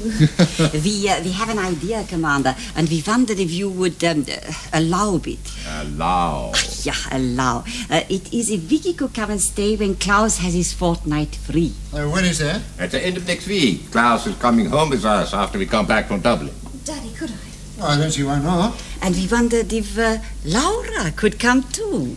She would enjoy the riding school, eh, Laura? Oh, yes, I would. Well, I would have to ask Laura's grandmother. If she has no objection, then I think it's a splendid plan. Ah, thrilling. Thank you, Frau von Heineck. Yes, thank you very much. You'll love Munich, Laura, and you'll get lots of riding, too. You have a drink, Frau von Heineck? Yeah, some lemonade would be very beautiful. And more brandy for you, General? You have discovered my weakness. You girls, help yourselves. This is a charming room. There is something with an English country house which is quite unique. Do you not think so? Naturally, but then I'm a bit prejudiced. Tell me, do you still have that charming old country chalet of yours at Garmisch? Yes, but it is let now. We miss it so much. We took Anne there several times. She liked it very much. Yes, I know. She often used to talk about it. You spoke of having gone in the Parliament. That must be interesting. Yes, it is, but I'm a comparative new boy, etc. I've only just been elected. In the Third Reich today, I fear that elections are not relevant. In fact, I often feel that I no longer belong in my own fatherland. But Klaus, of course, is a keen member of the National Socialist Party. Like all the young ones today. Well, like so many of the German population, so one hears. You must not be deceived by Dr. Goebbels' propaganda. A vote of 93% for the National Socialist Party, that is what you have had? That is propaganda, not truth. It does not mean there is no opposition. Oh, of course I don't swallow those figures, but millions of communist, socialist voters, they can't just have vanished in a few years. I do not speak of such people. They took to the streets to fight the brown shirt and as often as not ended by fighting each other. Now they are finished, in exile, in hiding in the prison camps. No, Commander, I speak of the army. He who controls the army controls the state. Court. Well, surely that is Adolf Hitler, isn't it? In the last resort? Not so. He has his new military corps. Himmler's SS, but the German army is still true to its commander-in-chief and to the Generalstab. General, tell me, do you seriously envisage the possibility of a coup d'etat by the army? I do. Good. I am myself in close contact with many senior serving officers. It will not be tomorrow, but perhaps sooner than you imagine. Our Corporal Hitler will go too far. He will threaten war in the West. And this the General Staff will never tolerate. Then will be the time for us to act. Aber Kurt, du hast zu viel gesagt. Pardon. My dear, this is England. Here there are no hidden ears. We are with friends. We speak privately. Yeah, but all the same, Kurt. All the same. You are right. We weren't invited for me to make speeches. I apologize. Not in the least. It's most interesting. Most encouraging. Still, I think it's time you girls went up to bed, isn't it? It's getting late. And my guests and I, we've got a lot to discuss. Yes, Debbie. Good night, General. Good night. Thank you again for inviting us, Frau von Heining. Good night. Thank you very much. Good night. Good night. Good night. Two charming girls. Kurt would have loved to have had a daughter. Vicky is such a sweet girl. No wonder Klaus loves her. Do you think that he is serious? It's not just a question of, well, what we call calf love. No. He is serious. And Vicky? Vicky? Oh, it's been Klaus ever since she was 17. Oh, mind you, she is very young in many ways. Apart from her music, but she was the youngest of the three. Possibly her old nanny stopped her from growing up. These English nannies. When we had a royal family, their English nannies ruled the nurseries. Oh, fortunately, she's not here at the moment. Although she'll be very sorry to have missed you. Very fond of Klaus. And you, Commander? I like him enormously. A few months ago, there was a small incident between a young neighbour of ours and Klaus. They had a bit of a dust-up. Well, provoked by the neighbour. And when it was over, Klaus behaved with very great dignity. No, there is only one thing that really worries me. The situation in Europe, in Germany. Exactly.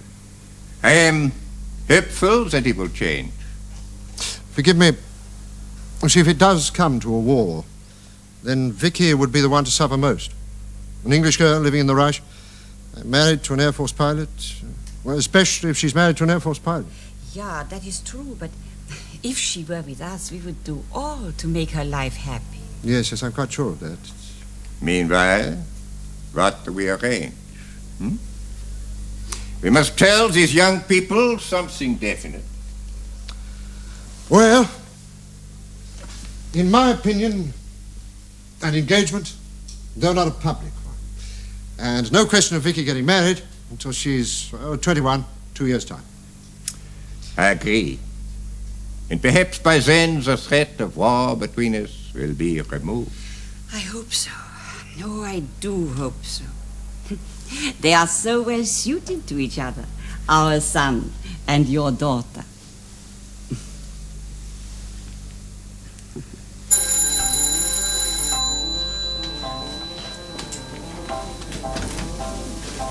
Oh, come in, please. Excuse me, Miss Vicky. Miss Vicky, it's Mr. Hedges. Mr. Hedges? Oh, good morning, Mr. Hedges. Good morning. I was passing this way, so Winifred asked me to collect the jumble for the WI sale. You arranged 11:30 Saturday, I believe. Yes, it's all ready. We found lots of things. Where did Gates put them? In the back scullery, I think, miss. Shall I ask Jim Tapper to put them in your car, Mr. Hedges? Yes, on the back seat. Well, do sit down. Thank you. Morning. Morning. How's your father? He's very well, thank you. Yes, I read his maiden speech in the papers. Not bad. It was jolly good, I thought. He missed 1 or 2 points, I thought, but pretty fair on the whole. Well, lots of MPs thought it was the best maiden speech they'd had for years. Yes, well, they're always polite to the new boys, aren't they? I hear there's talk of making him a PPS. Isn't it marvellous? I thought it was a little premature. But then he has friends in high places, isn't he? Nur, dass Klaus heute hierher kommen kann. Sonst wird der kleine Vicky so traurig sein. So, we are ready. Daddy's gone round to the garage. We must not keep him waiting. Good morning. Come, Kurt. Good morning.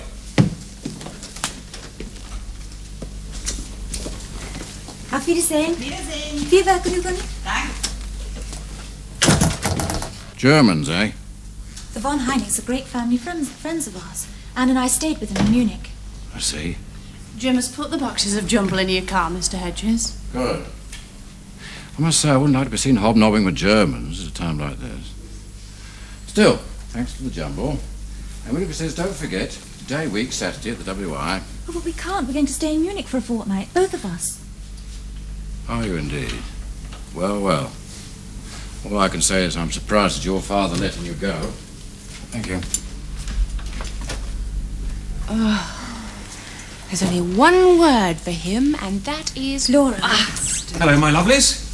What's that awful man Hedges doing here? Collecting jumble and being catty about the commander. Oh, I spotted the green eye there. Yes. Anyone fancy again? Yes, I'd love. Klaus. I'll go get my shoes. Hello. Klaus. How's your ankle? Oh, good. What? Oh, yes. They've just gone over to Pembury. They'll be back after tea. Yes. They talked for hours last night. This evening they're going to talk to us. Oh, I'm sure it's going to be all right. Yes, truly. Your mother was so nice.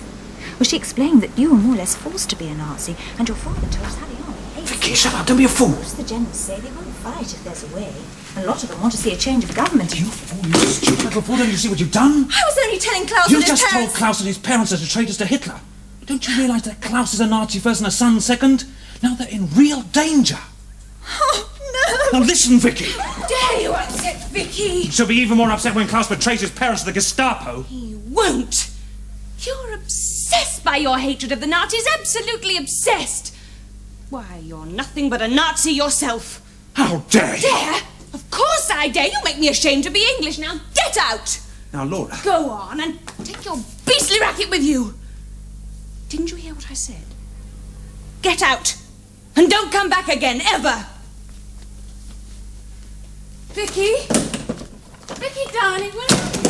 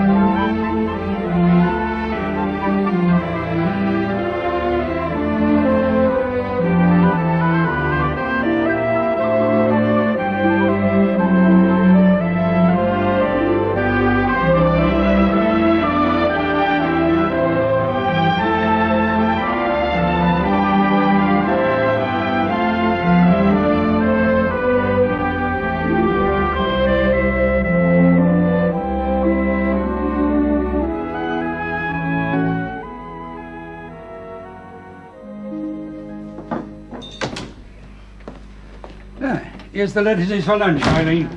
Brought you 2 nice cukes as well and some parsley. All right, thanks, Fred. Come for your 11s, have you? That's right. Yeah, I must knock off then in the garden and see to the cart. Which train are they going by? The express from Hereford. Then Mr. Klaus meets them at Paddington. That's right. And they get a taxi across London to Liverpool Street, the boat train to Harwich, and then across to the Hook Island. Oh, that's the boat Miss Vicky used to go on year before last. In, not on. How often must I tell you? Well, I can't be sorry. I won't be sorry to see the end of them, I know that. Last night's dinner party was a lot, especially with Mrs. Graham away on holiday. Yeah, You're looking tired, Eileen. Oh, I am that. Oh, it's been a rush this week, what with one thing and another, and getting the girls packed ready for Germany. What difficult times we live in.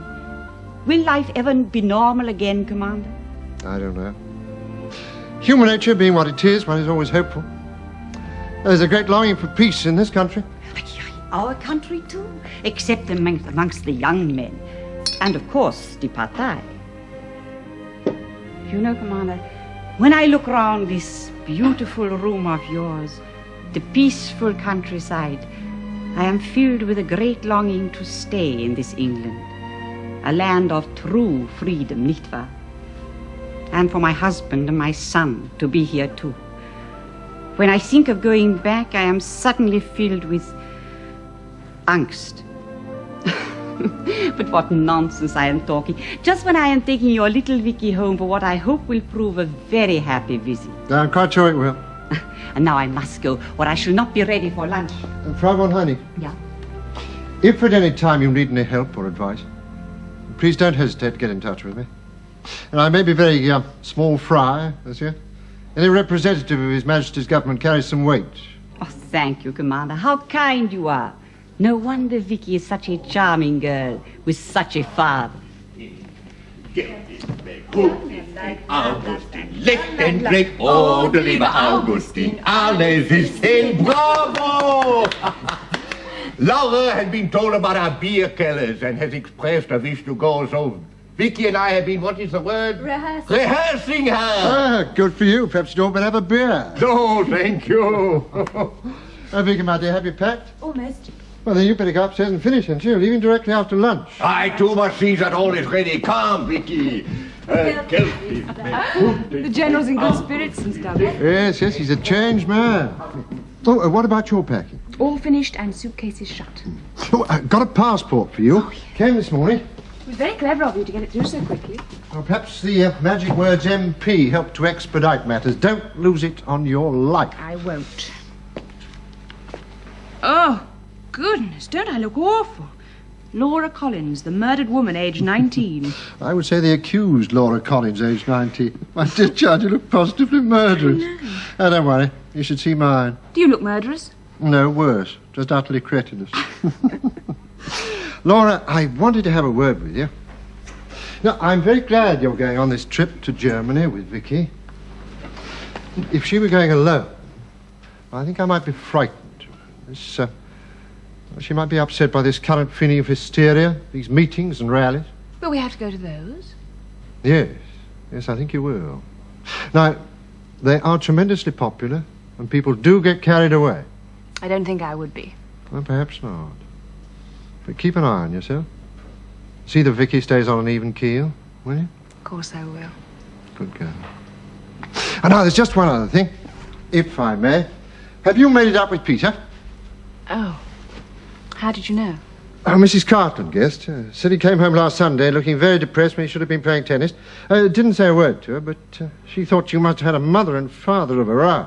Yes, we did. At least, I flew at him and told him to get out.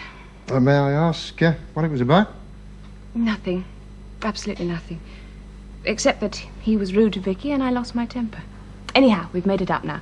We had a lovely evening together yesterday and I actually told Peter I was sorry. Well, I'm glad. He's a bit inclined to jump in the deep end, but he's a nice chap. And he really wasn't very well treated by my eldest daughter. So perhaps my honorary daughter could be especially nice to him? She will be. Good. Oh, heavens, look at the time. Look, we'd better have some lunch. We're all going to miss this train. Would you go up and tell the others? Yes, of course.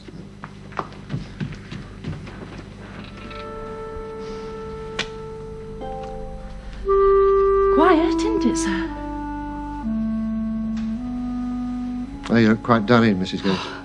Why don't you go upstairs to the schoolroom, put your feet up, have a damn good rest. Oh, but, Commander, no, I couldn't do that. Nonsense. That is an order. Very well, sir. Must say it would be a relief to get the weight off my feet for a bit. But before I go, I'll make you a cup of coffee because you didn't have time for one after lunch. No, thank you, Mrs. Gates. No coffee. Well, if you're sure, sir. Yes, quite sure.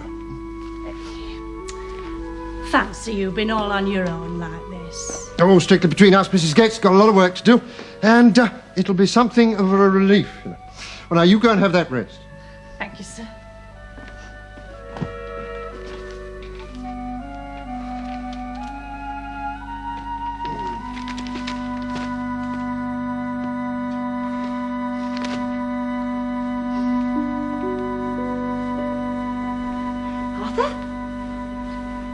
Rosie, my dear, I didn't hear the car. No, for the simple reasons I walked across the fields. Did you know that your telephone's out of order? No, Mrs. Barkworth says it's permanently engaged, so I told her to report it, and I walked over. Well, delighted that you came. Please sit down. I saw your car at the end of the drive. The girls waved. They looked very happy and excited. Oh, they are.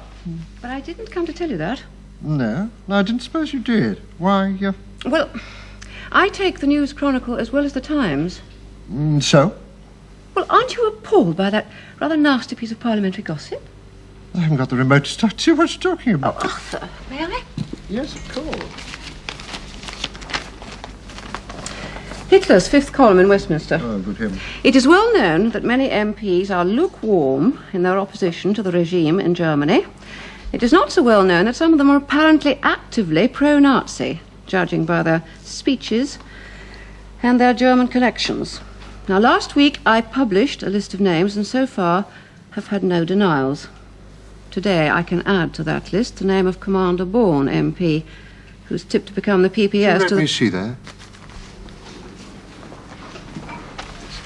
Grossly unfair.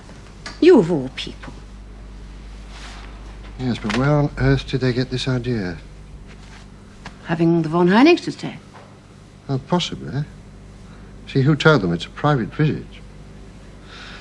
If they did but know it, the ironic thing is that Kurt is anti-Nazi.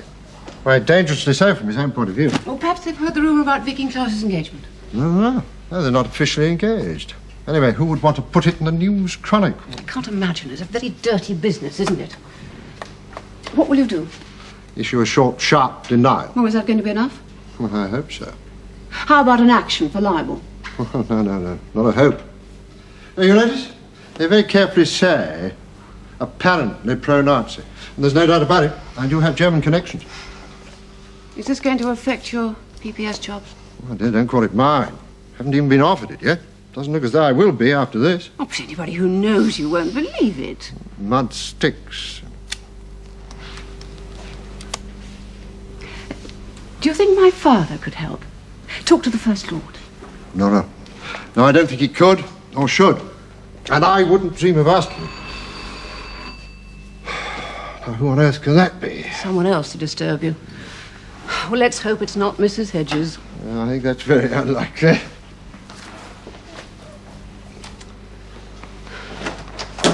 Oh, good heavens, Geoffrey. I'm sorry to drop in on you like this, but my secretary's been trying to get you and your telephones out of order. I'm on my way to London. I have a meeting with Mr. Oliver Stanley at the Board of Trade. I think I'd like to see you first. May I come in? Yes, just sure. I warn you, I'm not alone. Geoffrey. Rosie. According to Peter, you're on your way to London to see the dentist. Oh, that's next week. I'm sorry, I'd never come if I'd known. The King's Proctor. Oh, yes, there he is, sitting in the coal scuttle. Shut up, Rosie. Not the King's Proctor we should be worrying about.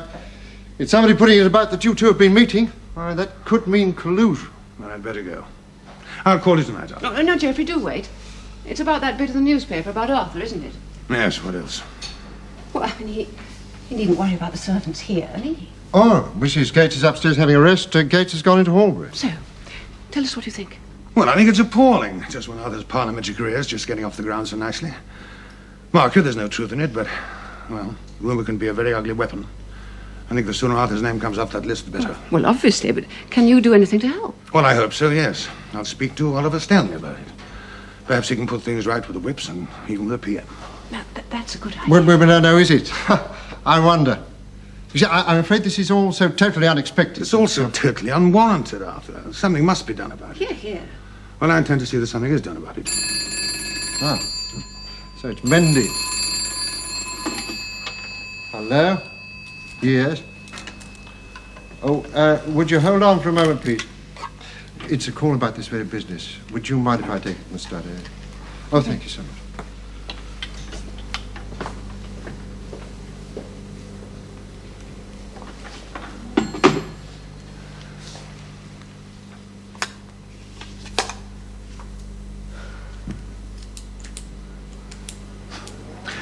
That lighter was a bad buy. I'll have to get you a new one. I'm sorry.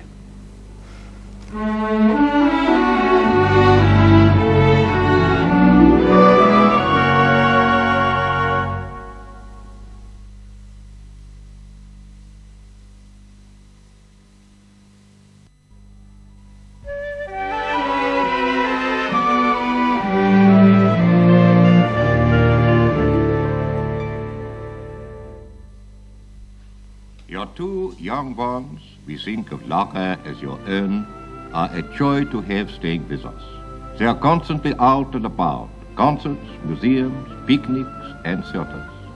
Laura has been breaking hearts at my riding school.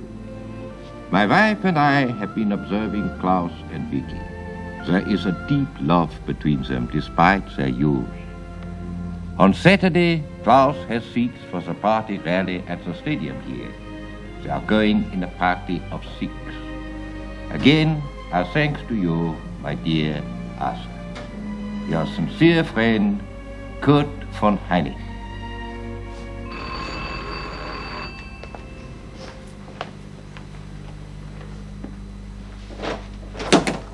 Am I too early?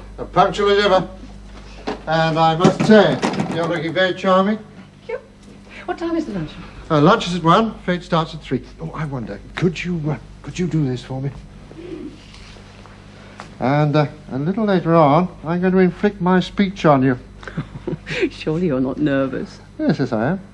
Local do like this. Infinitely worse than speaking in the House to a few dozen members, most of whom are half asleep. Oh, nonsense. I'm sure it'll be a great success. Oh, well. We still have a few minutes. The trouble is, this whispering campaign hasn't died down yet. I rang the chairman of the Conservative Association, suggested he get somebody else to open the fete, but he said he'd never heard so much nonsense in his life. I should think so. Still, it is hateful for you. Have you got any more news about the job? The PPS thing? Oh, nothing at all. It's all in abeyance. And my own feeling is that unless this lie is scotched, there's no possibility of my taking the job. Particularly after that follow-up article earlier this week. Oh, that was monstrous. Surely now you could sue for libel. What libel? See, everything they say is true. Girls are staying in Germany. Vicky is in love with young Kraus. Helen and Anne, they did die there. No, I have friends in Germany, and I don't deny it. Spent some very happy times there. The only thing that is untrue is the inference that I'm actively pro-Nazi, and I have already denied that. It's all very difficult. Oh, did you see yesterday's Times? The letter Geoffrey wrote about you. Will it help? I fear not. No, it's a very good letter, a very loyal one, but it will only fan the flames. Qui s'excuse, s'accuse. That's exactly what my father said when I rang him last night. I wish I could have stopped Geoffrey. The sad thing is, he was only trying to help. Obviously, but I'm afraid it hasn't.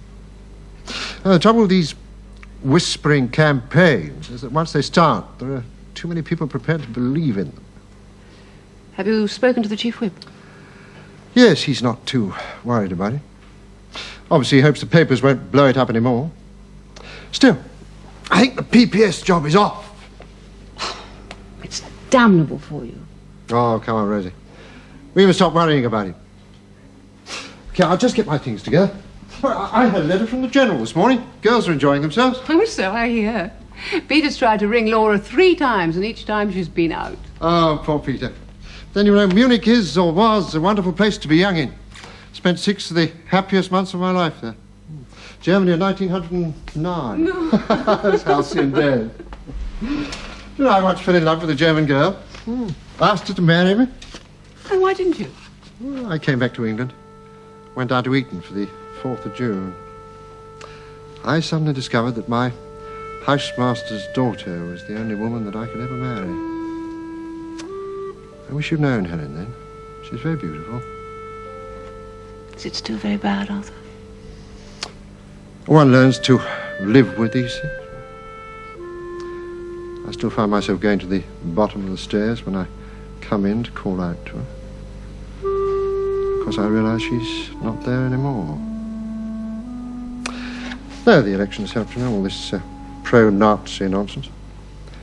one finds oneself worrying about the present instead of regretting the past. Added to that, got a very kind and helpful neighbour who puts up with a very great deal.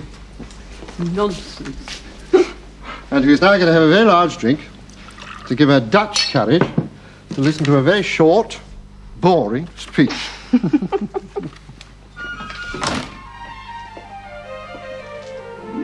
I brought you a carnation, Eileen. Oh, Fred, that's lovely. Oh, thank you very much. Now, where did I see a pin? Ah, there we are. That suits you a treat. Oh, go on. Still, it is a nice hat, isn't it? I bought it for the garden fete here, year before last, you know. Oh, what, the one when the pig got away? Knocked over that American film star who came to open it. Knocked him clean over in the drive. Oh, it was a laugh, wasn't it? Now, where are my gloves? Oh, stop fussing, girl. Mr. Parsons will be here any minute now. He's always punctual. Very kind of him to take us over in his car, isn't it? Oh, better than going in that old sidecar, anyhow. It's all right for him. He's only got himself to think of. Besides, with all that entertaining they do over at the park, well, I reckon he must pull in a fair amount in tips. Well, he can afford to run a motor car. Don't you go running down our motorbike. Oh, Fred, as if I would. Come to think of it, I don't reckon they'll be doing so much entertaining at the park now, not with this divorce coming on. Now, you're not to mention that, Fred. What do you take me for? Oh, that'll be Mr. Parsons coming now. Oh. Is the kettle on the boil? Yes, and I've wetted the pot. Oh, good afternoon, Mr. Gates. Good afternoon, Mr. Parsons. Won't you come in? Oh, yes, thank you. Oh. Good afternoon, Mr. Parsons. Good afternoon, Mrs. Gates. Oh, this is ever so kind of you. Oh, not at all.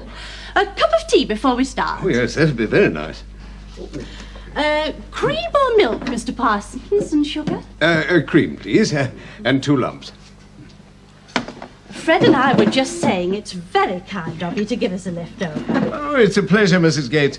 I suppose that Madam and Commander Bourne have already left. Yeah, they went about 12:30. Oh, yes, they were to lunch with the Lord Lieutenant before the fete. Yes, did you see the Westcombe Gazette yesterday? More nonsense about the Commander.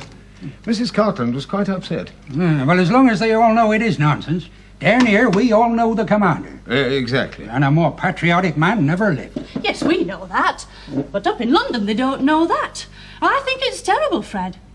Don't make a big thing about it, Eileen. Well, are you upset over it? Have you heard from your young ladies, Mrs. Gates? Oh, yes. Yes, we had postcards from both of them this morning.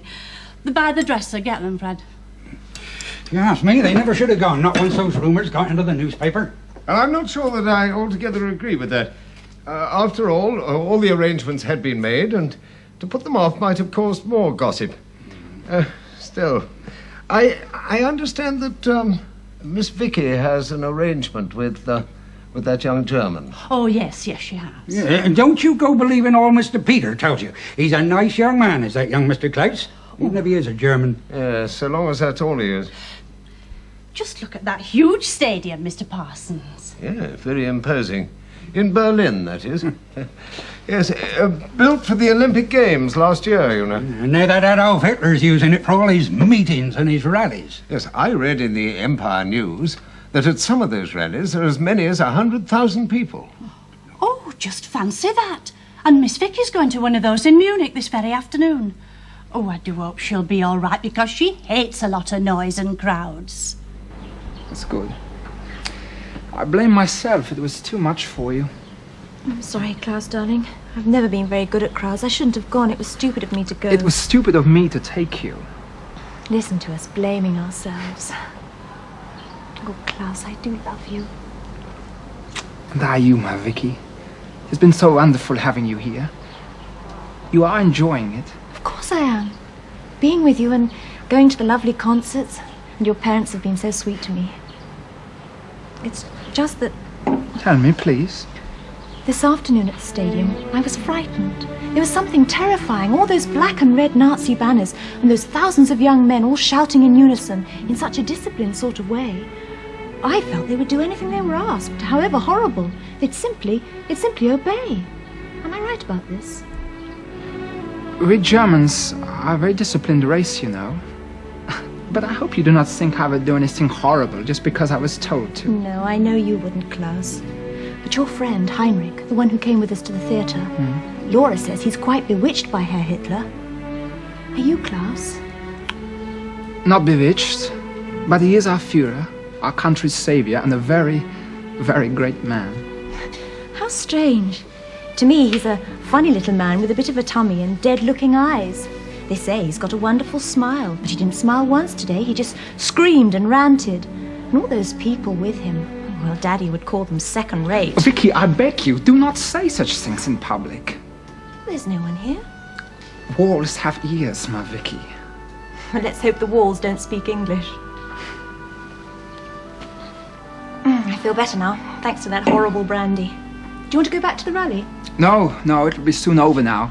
The ending is very noisy indeed. You would not like it. Fortunately, this place is quiet.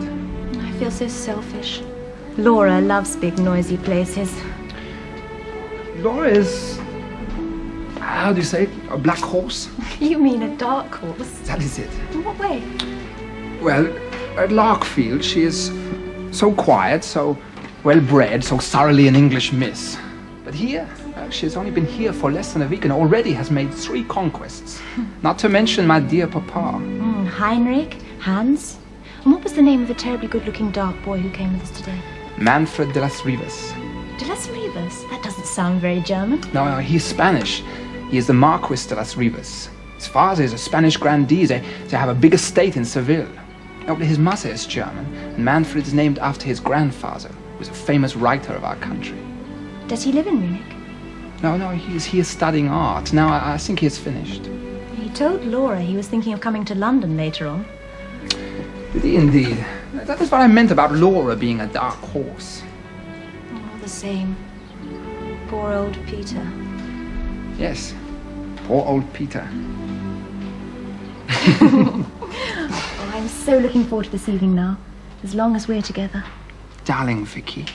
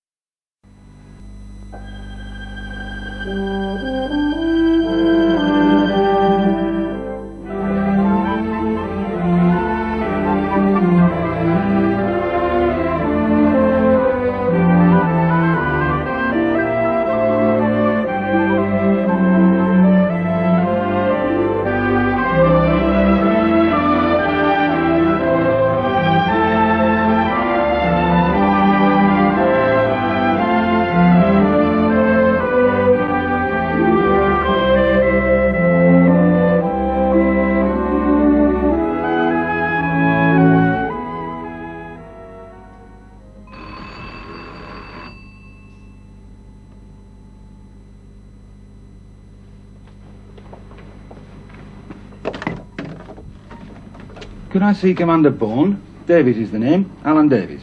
I'm sorry, I'm afraid the commander's not in. Well, when will he be back? Oh, I couldn't say. I think he's gone down to the home farm to see Mr. Chapman. Well, I'll see if I can find him there then. Oh, no, I don't think he'd like that. Couldn't you call back later? Or could I wait? No, I'm afraid he couldn't do that. What's your business, anyway? Oh, I'm from the Sunday Referee.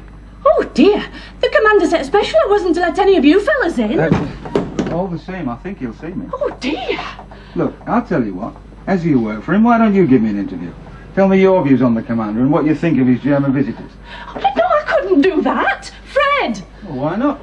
There'll be something in it for you and your husband. Mrs. Gates, isn't it? Just a few words about the young Nazi who's Miss Victoria's friend. No, that wouldn't wouldn't be right. Fred! And perhaps a few words as to what the commander's like as an employer. Oh. I'll make it worth your while. You'll make it nothing of the sort. Fred, this gentleman's... I know what he is, all right. And if he's a gentleman, I'm Adolf Hitler. The name to conjure with in this house. Get out before I throw you out. Our readers have a right to know what's going on. If your employer's a fifth columnist, it's in the public interest to make it known. Public interest. It's in the interest of selling that filthy rag that you work for. As to the commander, I wouldn't stoop to discuss him with the likes of you. Now, you get out before I chuck you out. Well, just a short statement. No statement of any kind, and for you, it's out. Tell Commander Bourne That's the only way to deal with this kind. Vermin. Coming snooping round here. Oh, come along now, Eileen. Don't upset yourself. Oh, Freddie. What is all the noise about? I'm awful sorry, sir. Oh, now, pull yourself together, Eileen. Go on into the kitchen and make yourself a cup of tea. I'll be out in a minute. Gates, what's the matter? I'm afraid Mrs. Gates is a bit upset, sir. It's one of these young fellas from the newspaper trying to force his way in wanted an interview. Damn reporter, huh? We thought you were down at the home farm, sir. No, I got back about half an hour ago. Doing some telephoning, heard the noise. So, saw him off, did you? Oh, you did, sir. And good old Half Nelson.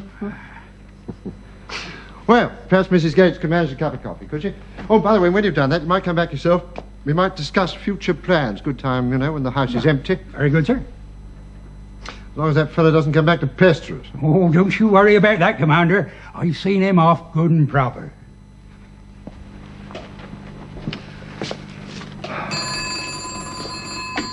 Hello? Oh, Rosie, my dear. Lunch today? Well, would you mind if we made it a bit early? I've got to go to London this afternoon. Yes, this damn gossip business. House rises for the recess on Friday. All right. Thank you very much. I'll be there. Commander Bourne? Who are you? How did you get in?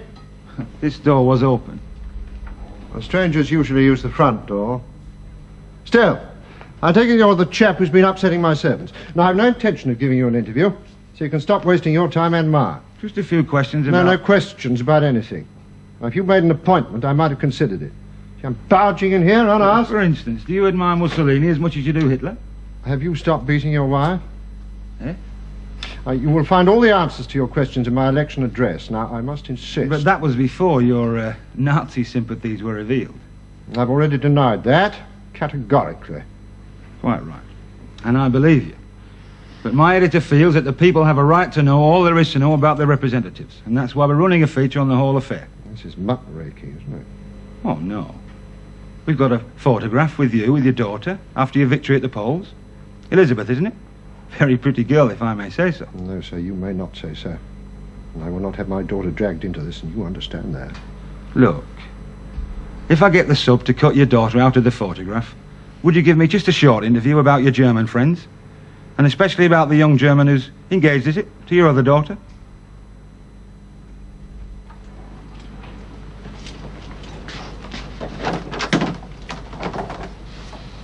It doesn't do a politician any good, you know, to cross swords with the press. I've got no intention of crossing swords.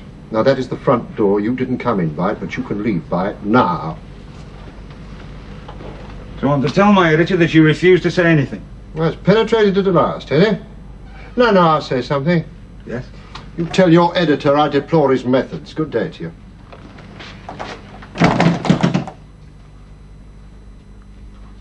Damned impudence. Laura Collins. Sie ist nicht zu Hause. Oh. Und der General von Heinig oder Frau von Heinig? Dankeschön. General von Heinig, this is Peter Cartland, a friend of Laura's. Yes, that's right. Oh. Picnic. Do you know when she'll be in? Oh, I see. That makes things rather difficult. Do you think you could tell her that I rang? Thank you very much indeed, sir. Goodbye. Damn.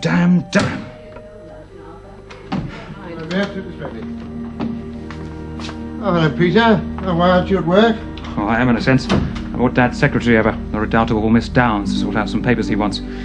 She's busy in the library now, so I thought I'd try and ring Laura again in Munich. Any luck? None at all, I'm afraid, as usual.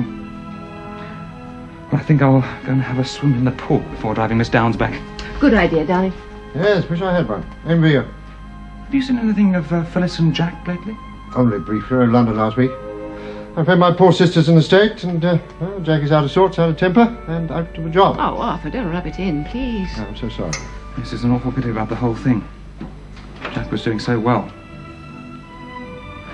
I must go and have my swim and then get back to the works. Goodbye, Commander. Goodbye. Goodbye, Rosie. Goodbye. Oh, if Laura does ring... No, she won't, so there's no point. Poor Peter. Doesn't have very much luck with his girls, does she? I suppose Laura's just carried away by the excitement of it all. She did send him a card, but all it said was, having a wonderful time. Vicky wrote him really rather a nice long letter. Unfortunately, it's Laura he's got a yen for, isn't it? Not Vicky. Life doesn't arrange itself very well, does it? No, not really. You seem a bit depressed, Arthur. Would you like a drink? A drink. Oh, yes, I'm so sorry. A small sherry, please. You were a bit on edge when you arrived. That wretched reporter. Heaven knows what he's going to put in the paper on Sunday. Oh, incidentally, I didn't tell you about that dinner party I planned to give on the 7th today. Oh, yes, you did. The League of Nations Union? Yes, some of the members of the county committee. Well, I've already been rung up by 2 couples offering the thinnest of excuses, and the Applebys have hinted that they may not be able to come. So, I'll postpone the whole thing. Oh, must you? I think it's very much better. Until this press campaign dies down, I can't in any decency do any semi-official entertaining. You have something else on your mind, or I'm a Dutchman. Yes, you're quite right. I didn't want to mention it in front of Peter, but I suppose it'll be in all the papers tomorrow. Jimmy Maxton. He's put down a question for Thursday about 5th columnist being offered Admiralty appointments. Of course, he doesn't mention me by name, but it's quite obvious what it's about. Oh, how damnable for you. You must be dreading it. Yes, I am. But obviously I shall have to be there. Yes, I see that. I made up my mind on one thing. Until I am completely cleared of any suspicion of pro-Nazi activities, I can't possibly take the job of PPAs. Well, it's grossly unfair to the Minister and to the government. So, even if I'm offered the job, which is extremely unlikely now, I've decided to turn it down. What a pity. What a very great pity. What train are you getting up to London this afternoon? No. I don't get up by train. Been offered a lift and extremely comfortable rows. Well, not Geoffrey. Rang me up. Asked if he could come and see me this afternoon. When I said I was going to London, offered me a lift. What on earth can he want to see you about? Well, how about asking me to persuade you to take him back again? Oh, no, I don't think so. I hope not. So I find it most embarrassing. As indeed I would if he hadn't a new idea to get me out of my predicament. Oliver Stanley, not impressed with his advocacy. And well, that letter to the Times was a positive disaster. Oh, well, you must be firm, Arthur, and tell him not to interfere. Rosie, I would dislike it intensely to be rude to him, but I may have to be. Well, you couldn't very well go up to London in his motor car, could you? No, very difficult. Well, let's hope the problem doesn't arise. Luncheon is served, madam. Oh, thank you, Parsons.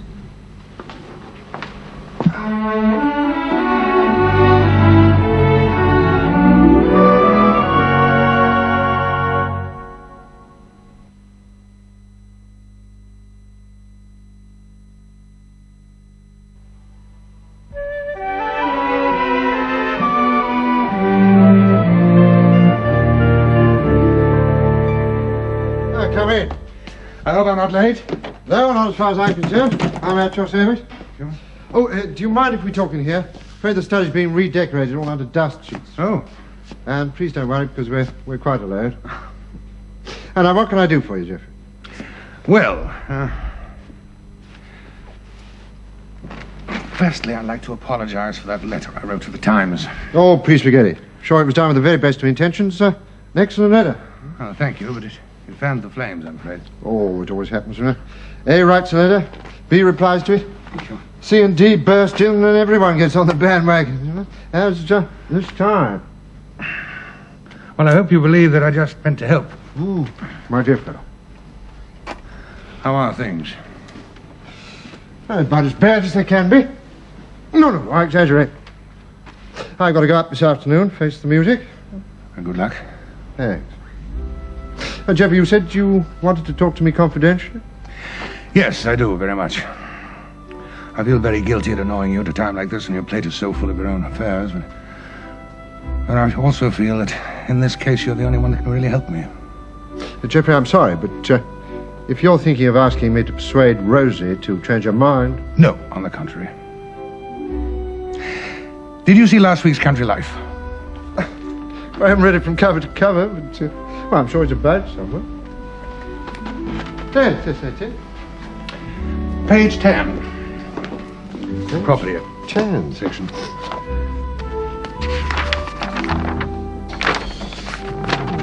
There we are. What? Great heavens! Well, that's Rothschild. And it's Penny's choice for our new home. We're going to view it again on Sunday. But it's vast. Wait, do you like it? Do you? Well, dear fellow, I'm not going to live there. You answer the question. Well, of course, yes, but it's going to cost a packet. But it's right in the heart of South Notts country and a superb stabling. Oh, Penny set her heart on it. Well, Geoffrey, you're a very kind fellow. Well, I want to make her happy. Possibly won't understand this, but she's the sort of woman that gets under one's skin. Well, of course I understand. I am human, you know. Oh, so this is what you wanted to talk to me about? Well, no. I just thought you might be interested. No, it's Peter I want to talk about. Peter? You know he took quite a rap over Liz. Yes, indeed I do. Thought he behaved with very great dignity. That's as maybe, but he was damned unhappy. Now I feel that Laura is going to give him the same treatment. Well, she hasn't phoned, she hasn't written. 2 words on a postcard. Yes, so Rosie was saying. Odd of Laura. I expect it's just the excitement of a new country. What concerns me so much is that Peter's flying. All the time. This thing on his mind frightens me stiff. Yes, I'm not surprised. How would it be if I rang up Laura? I had a word with her.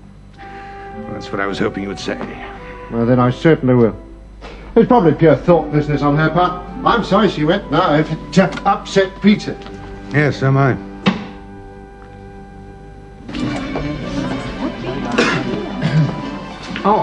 Beer for Ala? Nice. Of course. And you, Laura? Yes, please. I seem to love it. Quite different from English beer. 3 Bier und eine Limonade. Dankeschön. Well, is everyone happy? Yes. This afternoon was marvellous, wasn't it, Manfred? Some excellent speeches. And the marching was first rate. You should have come, Vicky. Oh, Vicky does not like crowds. How did you amuse yourselves? Well, we went to the Arts Museum first, and then we went into the country. We took a picnic. It was lovely. Oh, look, there's Heinrich. What a pretty girl he's with. That is his sister. Shall we go over and talk to them? Yes. Oh, so the beer. Oh. Good. Goodness, that looks dull, Vicky. Now, Laura, you show us. Well... Gut gemacht. Oh, Heinrich and his sister are dancing now. Shall we dance a little? Yes, please. Excuse us. I'm glad they've left us for a moment. Have you decided yet? Yes, I think so. And the answer's yes? I'm almost sure it is. Excellent. Have you said anything to Vicky or the Von Heinrichs? No, not to the last minute. Don't want to row. This is splendid news. Look at Klaus and Vicky dancing together. They make a charming pair. Manfred. Yes? You're half German and half Spanish, and yet you speak English perfectly, better even than Klaus. English was my first language. I had an English nanny. Very special person. And later I went to Harrow for 2 years. I see. I wish I knew more languages. I'll teach you. Very energetic. Not a bit like dancing at home. Which reminds me, I bet you never telephoned Peter. I did last night, so yahoo. What is it? 'Tis the Führer, dining privately. He goes often to the restaurant next door, incognito. We do not cheer him to respect his privacy. I must see him, I must. Well, why don't you stand on the chair?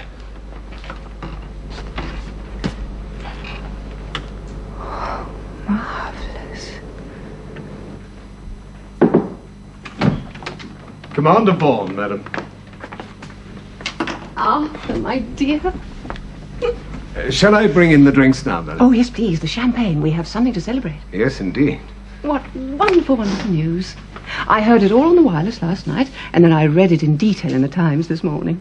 What a splendid reply the First Lord made to that tiresome More question. than I deserved. Oh, nonsense. He only said, if Arthur Bourne is a Nazi, so is Duff Cooper, so is Eden, so is Churchill. Yes, well, he got a very good laugh, but he virtually took the responsibility for my loyalty. And well, it was more than I deserved. May I say, sir, how very glad we all are on your behalf. Thank you very much indeed, Parsons. That's all right, Parsons, you can leave it. Thank you, madam. Shall I? Please do. Now, tell me about the job. I tried to turn it down, but they would have none of it. And so, you see before you that political dog's body, the principal parliamentary private secretary to the Civil Lord of the Admiralty. To our local member and PPS to the Civil Lord. And to his very loyal friend. So you could have had that dinner for the League of Nations Union after all. Yes, I could. But perhaps it's just as well to postpone it until September. My mother will be completely settled in by then. She can do hostess for me. She rises to the occasion, brings an air of distinction to the proceeding. She does indeed. Oh, she's such a very pretty woman. Oh, Arthur, I'm so pleased for you. And for the constituency. And what a piece of luck it's all cleared up before everyone comes home. When's the first arrival? Oh, dear, now let me get this right. Well, our mother's back from her cruise already. She's back in the flat, fussing about the move. The girls come back next Sunday, Nanny next week, and then, yes, Charles, before he goes off on his visit to America. Then finally, Mother settles in at Larkfield. Oh, what a houseful. Everyone under the same roof again. Yes, all except Liz. I had a most extraordinary letter from her this morning. She's joined the Peace Pledge Union. Oh, I shouldn't worry too much. It's only William's influence. Yes, I wish I liked that young man better. No, that's wrong. I don't dislike him. He's simply not my kind of person. I think it's strange that Liz should find him hers. Well, one can't organise one's children's lives for them, can one? I remember Peter had a most unsuitable lady friend when he was about 23, and he insisted on bringing her home for dinner. I don't know who was more embarrassed, she or I. Oh, not that I'm suggesting that William... Oh, no, of course not. No, it's just that I find him totally incomprehensible, both politically and socially. Mr. Peter has just telephoned, madam. He says he's flying very early tomorrow, so he'll stay at the squadron and not return here tonight. Oh, thank you, Parsons. In that case, madam, shall I serve dinner? Yes, please.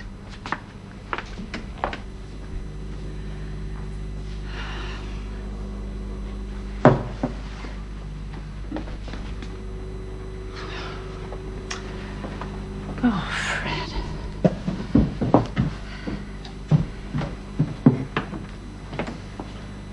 Mrs. Gates? I'd be late for you still to be here. Oh, something the matter?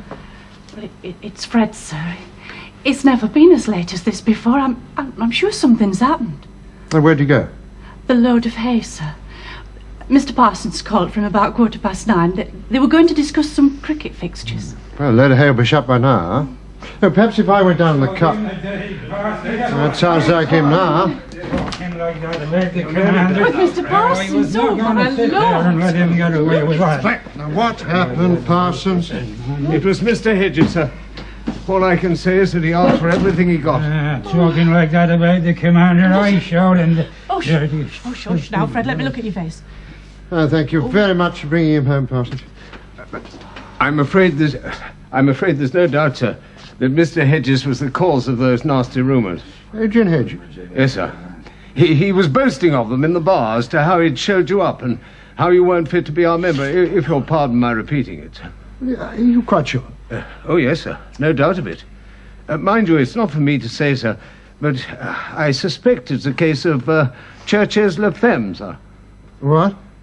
Well, if you recall, sir, when Mrs. Hedges was very upset when over that business at the Women's Institute. Yes, and then when Hedges started throwing his weight about, well, Gates went for him. Yeah, I did that, sir. How is he? Mr. Hedges, sir? Well, I somehow don't think he'll be passing the collection plate in church this Sunday, sir. But we managed to separate them in the end. Well, thank you very much indeed, Parsons. Now, Gates, see you tomorrow. Yes, sir. Better get him to bed as soon as you can, Mrs. Gates. And perhaps you'd like to give a hand, Parsons? Certainly, sir. Thank you very much. Good night. Good night. Come on, sir. Come on, Fred. That's it, Fred. Come on. Now, don't start arguing. You finish. He won't do that again, Larry. I shall. Talking like that.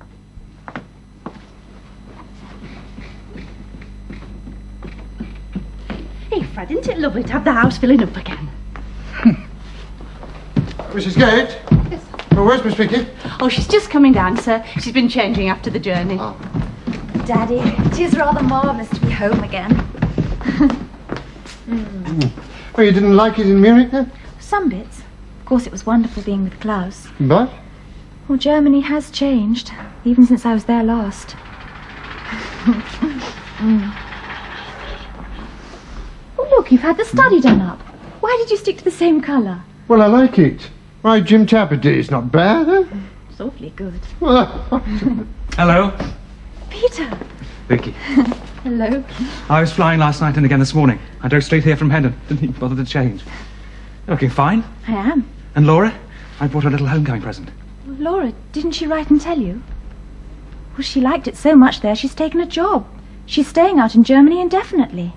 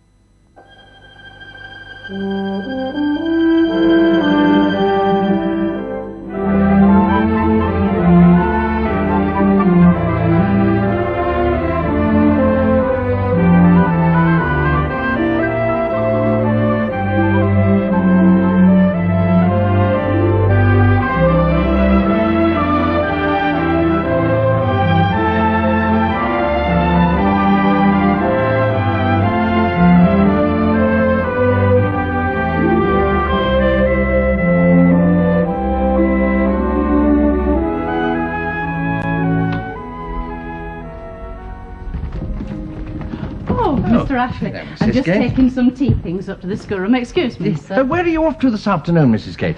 Oh, we're running over to Gatley, sir. About 6 or 7 miles the other side of home. Yes, I know it. Yes, they've got their horticultural show on and a fair. Oh. Yes, we're taking over some garden produce to enter in the competition. You know, just some delphiniums, irises and sweet peas and a few cucumbers and tomatoes and lettuce and that. What? All that in the motorcycle combination, as well as you? Well, I said at first, sir, I'd not go, so that Gates could put the garden produce in the sidecar and go on his own. Well, between you and me, Mr. Ashley, I'm beginning to dread that sidecar lately. Oh, it goes round corners something terribly. Rocks round corners. I don't feel safe in it at all. Still, it's all we've got. And Gates won't go but what I go with him, so... Anyway, He's going to put a big box on the pillion seat, Ah. and he's going to put the vegetables and flowers in that. Hey, I don't know. I suppose we'll get there in the end. You make sure he drives nice and slowly. Oh, I will, sir. Hmm. Oh, any news from the commander? Oh, yes, he telephoned this morning. He's spending the weekend at Leeds Castle with the Baileys. Probably be back on Monday afternoon. Oh, that's good. And it'll be nice to have Lady Bourne here again, won't it, sir? Yes, as long as it isn't too much work for you and Nanny. You know, visiting's one thing. Living here permanently is another. Oh, that's all right, sir. It'll be a pleasure to look after a ladyship in a decline in years. Will it? I'm on my hands. Oh, excuse me, Miss Vicky. There's some biscuits and tea for the schoolroom and a bit more sugar. Oh, thanks. All on your own, son, miss? Yes, I'm sorting out some old toys for Mrs. Cartland. Oh, yes, that'll be for the WI collection for the children's wing at Hereford Infirmary. That's right. Trouble is, I can't remember which of these belong to which of us. Still, these are definitely mine, so Mrs. Cartland can have these today, and the others when Nanny gets back. It seems a pity to give them away when they've had such a good home here all these years. Still, it's all in a good cause, I suppose, isn't it? I hope the children love them as much as we did. I'm sure they will, miss. Such a lovely afternoon. Why, you ought to be out in the garden. Missing Miss Laura, aren't you? I can tell. I can't play tennis by myself. Or do anything. At least I don't feel like it. I know. That's a shame. Still, she'll be back sooner or later, miss, you'll see.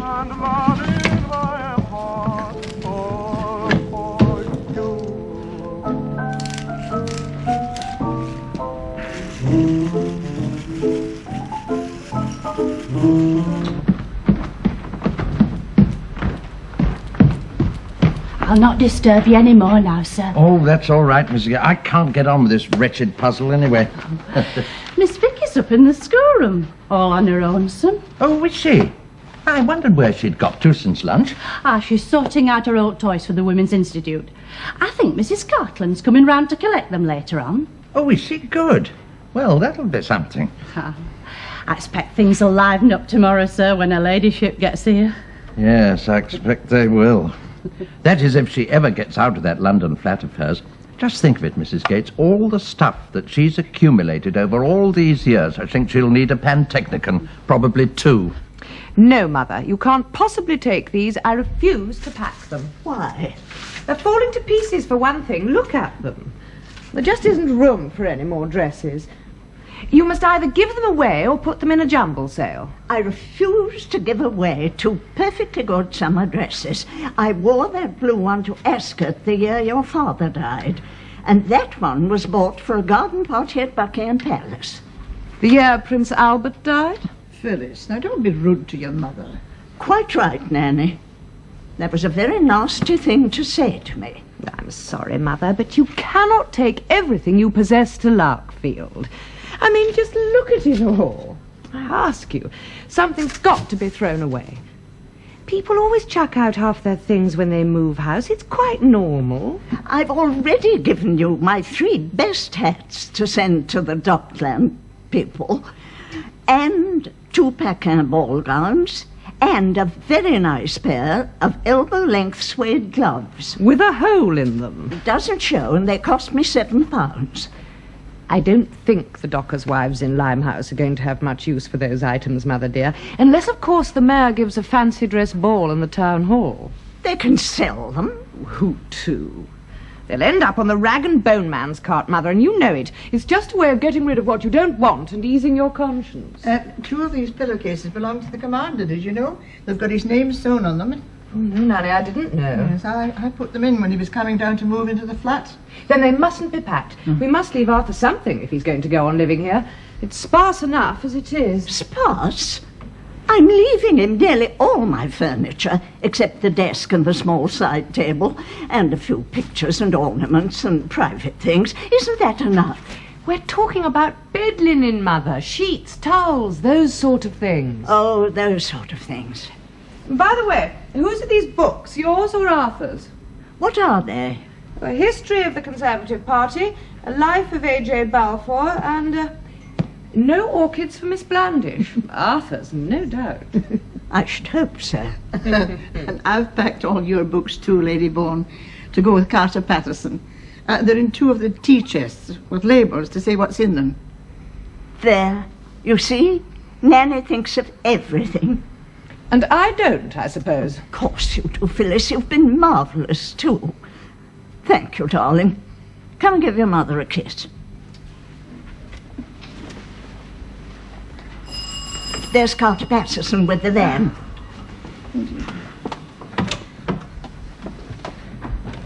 No, it's only Jack. Only? You're early. I'm so sorry. Do you want me to go away again? No, we're nearly done. Come in. Come and talk to Mother while Nanny and I finish off in the bedroom. All right. Good afternoon, Lady B. Good afternoon, Jack. Sit down if you can find somewhere. I'm afraid there's complete chaos here. They're trying to pack me up after 13 years, and it's taking a very long time. And what with my son already using the flat, it's really a dreadful muddle. Yes, so I see. That's not surprising. Have you had a busy day? I beg your pardon? Have you been busy today? I don't know about busy. It's been a somewhat fruitless day, I'm afraid. Fruitless? Trying to find something to do. Not easy. But haven't you enough to do in your office? What office? Well, your aeroplane firm or whatever it is. You mean the firm that bears my name but no longer requires my services? I'm afraid I don't understand. Oh, they haven't told you. Well, in that case, I'd better explain. I don't think it's time to go into all that with Mother, not this afternoon. Oh, isn't it? I was only making polite conversation. Yes. Well, we're off now, anyway. Do you know what to send with Carter Patterson? Well, if I don't, nobody does. Good. Jack, did you come in a taxi? No. I caught a bus to Victoria. Can't afford taxis now, can we? Why, not now. Phyllis, what is going on? Oh, never mind, Mother. Now, listen. I want you and Nanny to be ready in the morning by 10. I know it's early for you, but I want to get away in good time. I'll see Lady Bourne's ready, don't you worry. Take us at least half an hour to load up my poor old Buick with all the small stuff, and I shan't be able to speed much. Should hope not, indeed. If we're to arrive in Larkfield in one piece with 4 of us and 3 tons of Mother's junk on board, I personally intend to start as early as I can. Now, come on, Jack. Right you are. Bye, Lady B. Goodbye. Bye, Nanny. See you in the morning. Bye, Mr. Poole. Take care now, Phyllis. Oh, I will, and you won't forget to tip the Carter Patterson men, will you? However did I manage before I had a daughter?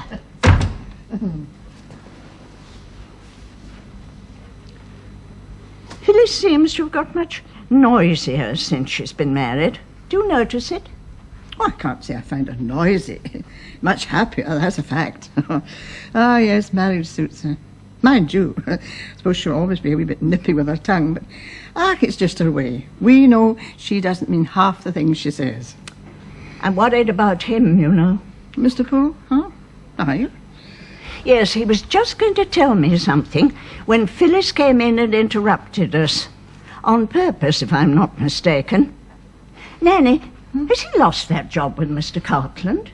Oh, I don't think you ought to jump to any conclusions, Lady Bourne. It's just, well, do you not think it's time I was making you a nice wee cup of tea? Yes. Thank you, Nanny. But I should like to point out that although I may be getting old and a little deaf, I am not a complete fool. Whatever Phyllis may say or imply about that young man to the contrary, he is out of a job. You mark my words. I always knew he'd come to no good. Stupid girl.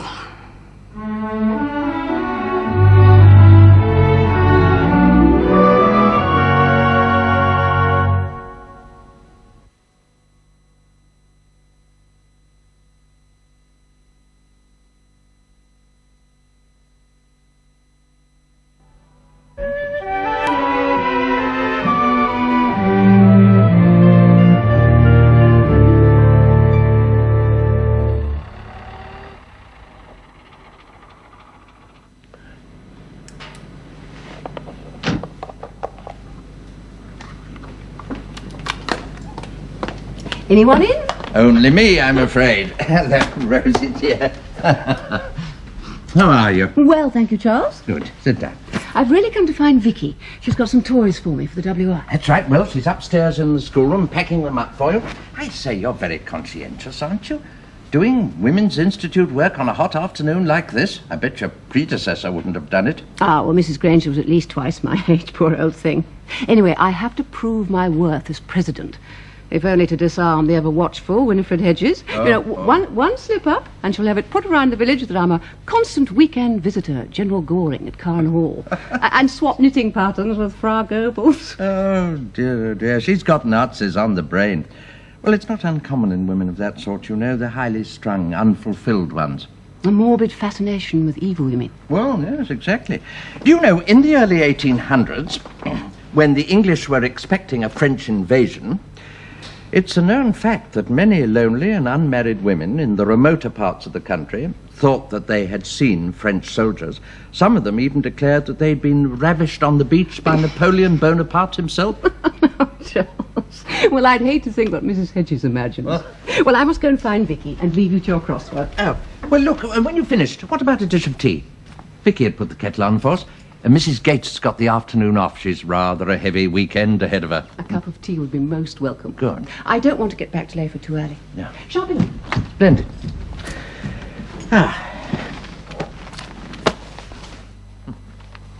Stockings thrown aside, dance invitations. Oh, how the ghost of you clings. These swirly things remind me of you.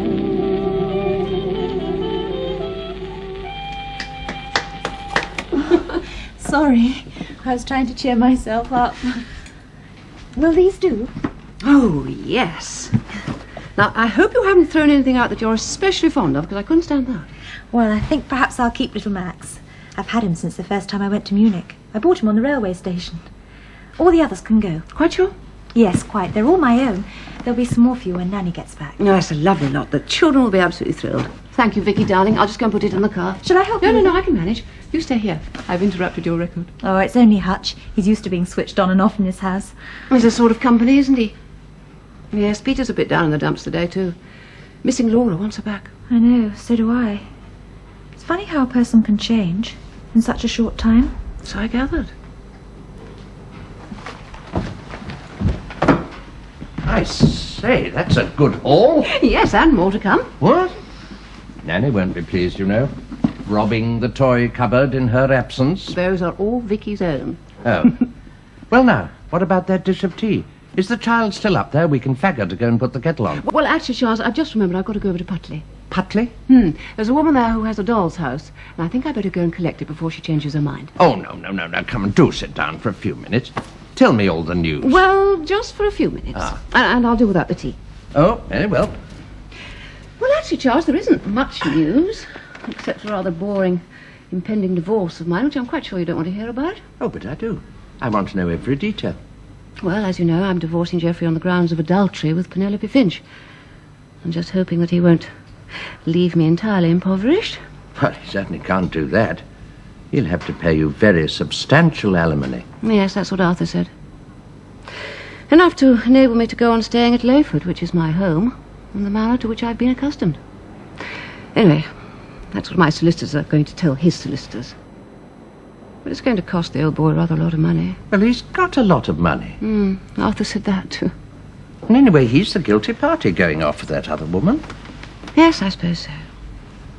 Well, your future seems assured. Oh, financially, perhaps. Otherwise, I don't know. I just wish I could bring myself to hate Geoffrey. Make it very much easier. But I can't, somehow. I can't even dislike him. Peter can't either. We both feel the same about him. You're beginning to weaken again, aren't you? No. This time it's got to be final. He's over there now. Who's over where now? Geoffrey, over at Layford. Oh, well, it's just as well you're over here, then. Yes. Peter's over there helping him to pack up a few belongings. clothes and things. Don't you worry about Rosie, old son. She'll be all right, I'll see her, Trevor. Yes, I understand. Good. And it's all right if I carry on living here and sort of stay on and look after her. Well, I hope you do. It's your home. Now that you've given up your London flat. Also, I think it's a good idea if you're within near reach of Birmingham, keep an eye on the company's affairs. Oh, by the way, I've authorized the order of 2 new DH Rapides. Well, if we're going to start this Mediterranean service from here to Nice, we're going to have to augment the fleet. Yes, I wanted to talk to you about that. About what? About the Nice project. We'll have to open an office out there, won't we? So who's going to run it? I have no idea yet. Why, do you want to go down there? No, not me. No. I was just thinking that, Thinking what? Father, I know all about what Jack did. It really wasn't his fault. Phyllis put him up to it. And it was Rosie who instigated that. I know all about it, Peter. If I may say so, it's none of your business. Well, Jack Poole is my business. We both work for you. Damn it, he founded Poole Aviation. He founded nothing. He came with some scribbled rubbish on the back of some old papers. Oh, he had an idea about starting an air freight service, but he couldn't float it. He couldn't float a toy boat in a bath. He may be a good pilot and a go-ahead manager, but he doesn't know the first thing about finance. All the same, I don't think you should have forced him to resign his job for the reasons that you did. Oh, you don't. Well, I do. It's a question of trust, Peter. Because I'm very fond of Phyllis and her family, I gave that bounder a chance when he was in trouble. He could have gone to jail for fraud. I floated that company. I gave him a well-salaried job managing our London office. And he betrayed my trust. Oh, for God's sake, Father, he didn't betray your trust in the business sense. That's the whole point. It's to do with your private life. Anyway, it was Rosie and Phyllis who pushed him into it. I think you ought to show that you're not a vindictive man by reinstating him into the firm. And I seriously suggest that you think about putting him in charge of Poole Aviation in the south of France, if we are to have an office out there. My opinion is the right man for the job. With Phyllis to back him up, don't you agree? Peter, you may be my son and heir, but you're not running things yet. Now, kindly keep your nose out of my affairs. Will you push that bell, please, for Parsons? I want to get some more suits and shirts from upstairs. Then I'm leaving. Yes, Father. Is that your last word? Yes, it is. And of course Peter will be there to keep me company and help me run things. Until he marries? Well, even if he does marry, it'll still be all right. He can come down at weekends. Stay at the mill house. After all, it was done up for him and Liz. It's an ideal house for a young couple. So I believe. Well, what's going to happen to it meanwhile? Well, I've decided to let it for the meantime. Oh, good. Well, it's a pity to waste a nice house. I think Arthur's found me a suitable tenant. Oh, young family? No, single person. Oh, male or female? Male. Ah. May one ask who? An old naval friend of Arthur's. Captain Palmer. He was captain at Dartmouth. My father knew him. You're not talking of Julian Palmer? Yes, do you know him too? Well, of course I do. I used to see a lot of him at one time. Well, the 2 girls spent last summer with him on the Helford River, just after the funeral. Of course they did. They called him Uncle Julian. Yes, well, he's not really a relation. He's Liz's godfather. He must be a very old friend of Arthur's. Oh, yes. They met at the beginning of the war. He commanded the first ship that Arthur joined, and they've been great friends ever since. Well, how nice to let the house to someone you know. Oh, I don't know him. Arthur met him in London last week, and he said that he was tired of living in Cornwall and sailing small boats, and he didn't want to live in London, and he didn't want to commit himself to buying anything, so that's why he's looking for somewhere to rent in the country, where he can paint. Yes, of course, he's an excellent artist, yes. Yes, seabirds, wildlife, landscapes. Of course, he's had 1 or 2 exhibitions in London. Well, is it definite? Oh, he hasn't seen it yet. But he jumped at the chance of coming up here, to be near Arthur. He's coming tomorrow afternoon, on his way to London from Anglesey. Well, let's hope he likes it. Well, let's hope we like him. Oh, I think you'll get on very well. He's a man of great charm and culture. And he knows a great deal about gardens and shrubs and pictures, of course. Oh, will he be company for you too? Yes, he would have been if I was going to be here this autumn. Well, you're not going to America so soon. Yes. The university want me there by the end of the month, so I'm leaving on the 15th. Oh, my dear Charles. We'll miss you dreadfully. Thank you. Well, I know I shall be miserable and homesick for Larkfield. And I'm sure I shall hate America. Oh, well, why did you accept the post? Oh, I don't know. I thought it was a chance to see the new world before I get too old to travel. I had a talk with Claude Elliott, the headmaster of Eton, you know, and he was very keen for me to go. Apparently they've got a really first-class history faculty. Between you and me, I think the headmaster would be glad to be rid of me. Nonsense, Charles. Oh, I don't know. I think I need a change. Things have been a bit sad for me here during the past year, as you can imagine. Yes, I'm sure they have. Well, Eton's loss is America's gain. Oh. Where is it? It's Princeton, New Jersey. Well, this will not do. I must go. Oh, must you already? Yes, it's 5:30. Lovely gossip, Charles. Oh. And thank you for being so kind and understanding about my problem. Your problems are our problems, my dear Rosie, and always will be. Remember that. No, let me. I'll take it there. Rosie, you will look in again if you're passing, won't you? Oh, of course I will. Are you sure you can manage that? Yes, of course. Sure? Bye. Goodbye.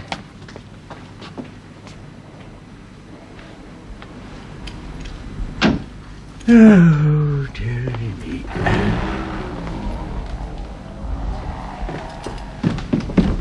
Was that Mrs. Carton leaving? I was just coming down to say goodbye to her. Yes, she's just gone off to Putley to collect some doll's house. Oh, perhaps we should have given her ours. No, Vicky, no. You've given her quite enough. Now, my little Victoria, what shall we do? Shall we have a cup of tea or shall we go for a stroll in the garden? Whatever you say, Grandpa. I'm at your service. And I am at yours. Oh, you say. Would you like me to make us a cup of tea? Yes, I would. All right. Do you mind very much if we make it in the schoolroom? I don't think Mrs. Gates really likes us using her kitchen. We'll take tea together in the schoolroom. What fun. Come along. Now, what's that? What? Gates, Beg pardon, Miss Vicky. Mr. Ashley, just to ask permission to use the telephone, sir, to ring Dr. Bentley, sir. It's urgent. An accident? Yeah, that last bend, sir, before Winchley. Just before the British Legion Hall, sir. That nasty corner there. The bike and the sidecar overturned, sir, and Mrs. Gates got thrown out on her head. What? She's unconscious. Well, I've had to leave her by the side of the road. Vicky, you stay here. I'm going to call for help. She's breathing, but I didn't like to touch her until a doctor can... Oh, 3-2, please. Dr. Bentley, yes.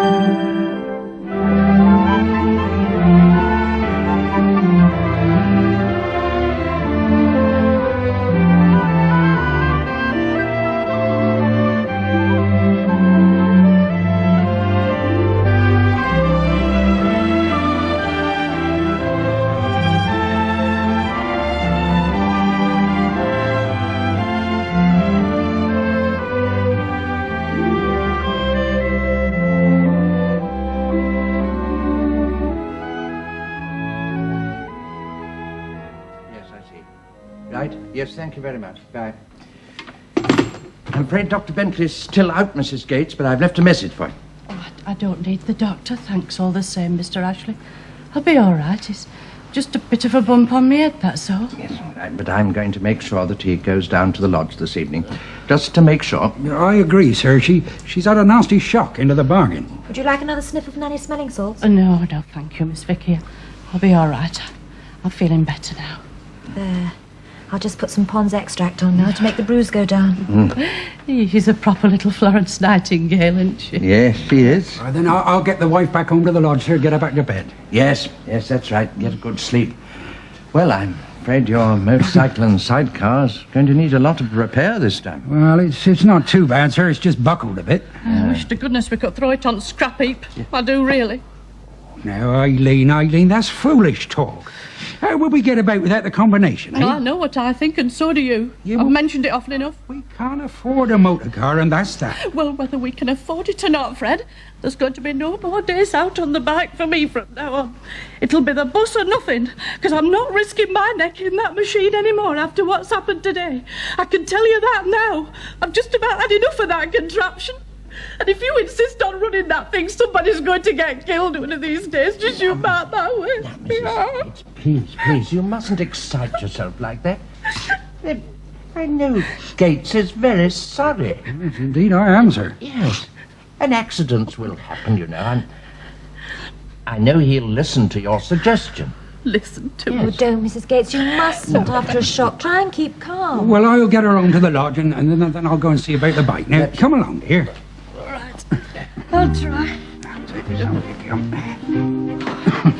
I mean, I told him after Jim Tapper went off on that wretched thing last summer and come a cropper. I said to him, it's not safe, that machine, especially for a man that's getting on in years. Oh, that's rubbish. Well, you said so yourself at the time. We talked about getting a small car then, didn't we, Fred? Out of our savings. And then last week, we saw this little Austin in Hooper's garage for £35. And you said if we could just raise another £15 to put to our savings in the post office, we might be able to manage to get it. Oh, I don't know. Yeah, well, 35 quid is a lot of money. Now, I suggest that you forget about motor cars and things that we can't afford and come on back to the lodge. Now, come along, dear. Oh, well, I am sorry, Mr. Ashley. I mean, me carrying on like that in front of you and Miss Vicky. You really must forgive me, sir. Only I've had a bit of a day of it. I know you have, Mrs. Gates, and don't you mind us. We're only here to help. Thank you very much, sir. And you, Miss Vicky. I'm sure the wife will be all right now.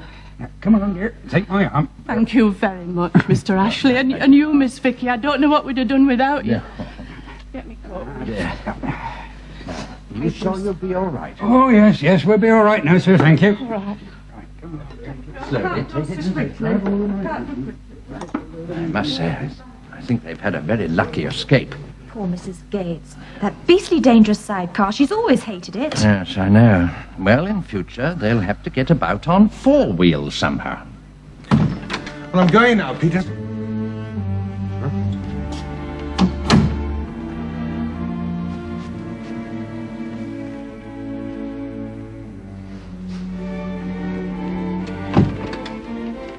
I've put your suitcases in the car, sir.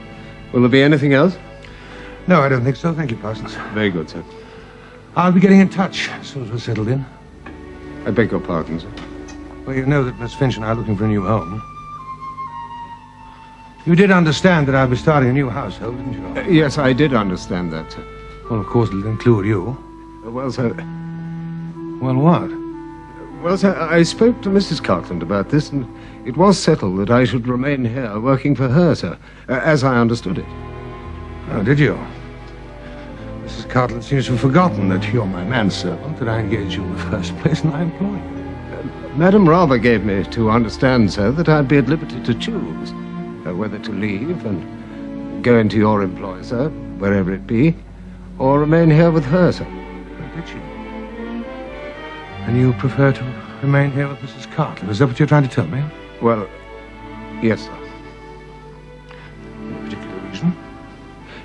I think perhaps I should have more feeling of permanency here, sir, with Madam, rather than the uncertainty of working for, well, if you'll pardon the phrase, a newly married couple in another part of the world. You see, sir, I've got very friendly with the people in Winchley, and over at Larkfield as well. Mr. and Mrs. Gates, and the nanny at Larkfield, Mr. Chapman and his family, were sort of settled here, sir. Yes, I take your point. We'll say no more about it. Well, goodbye, Parsons. I much appreciate all that you've done. Now, don't come out. I'll see myself off the premises.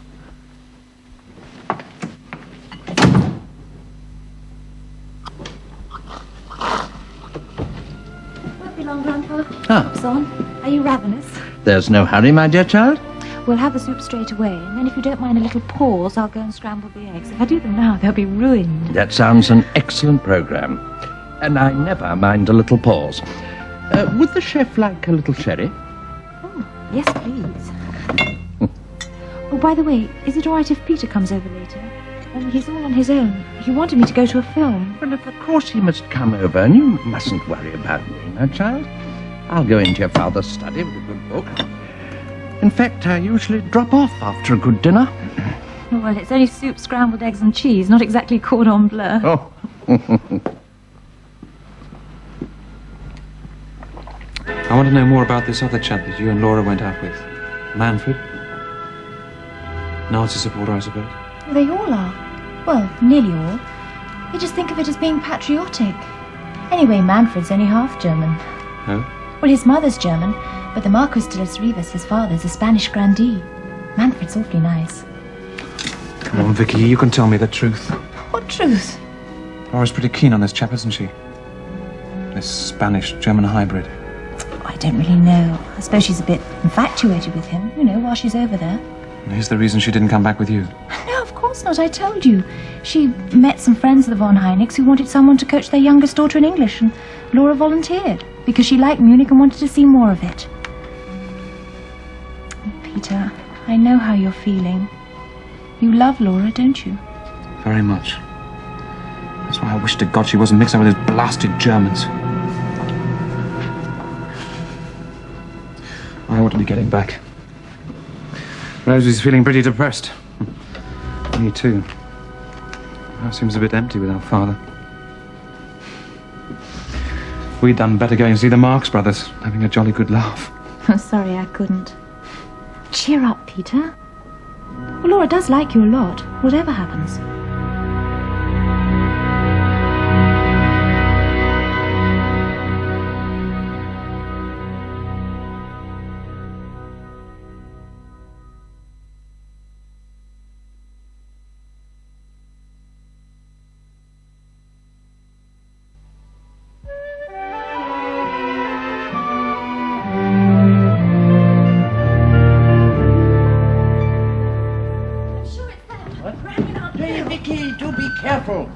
You all to come by as well as Mrs. Gates. It certainly did sound like the travelling circus.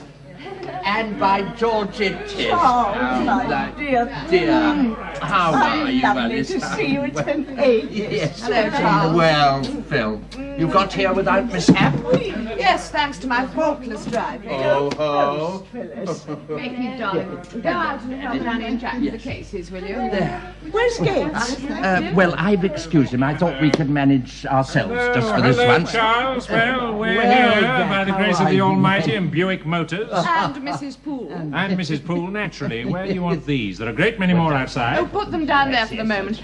Now, Mother, darling, you can go straight upstairs and lie down. You must be tired. All right, Vicky. Yes, please. Yes, I think you ought, Lady Bourne. We'll see to your things later. Charles, I know it's Saturday afternoon, but I do think Mrs. Gates could have been here to help Nanny with Mother's luggage. Yes, well, of course, she would have been here normally, but you see, she's had a little... Had a what?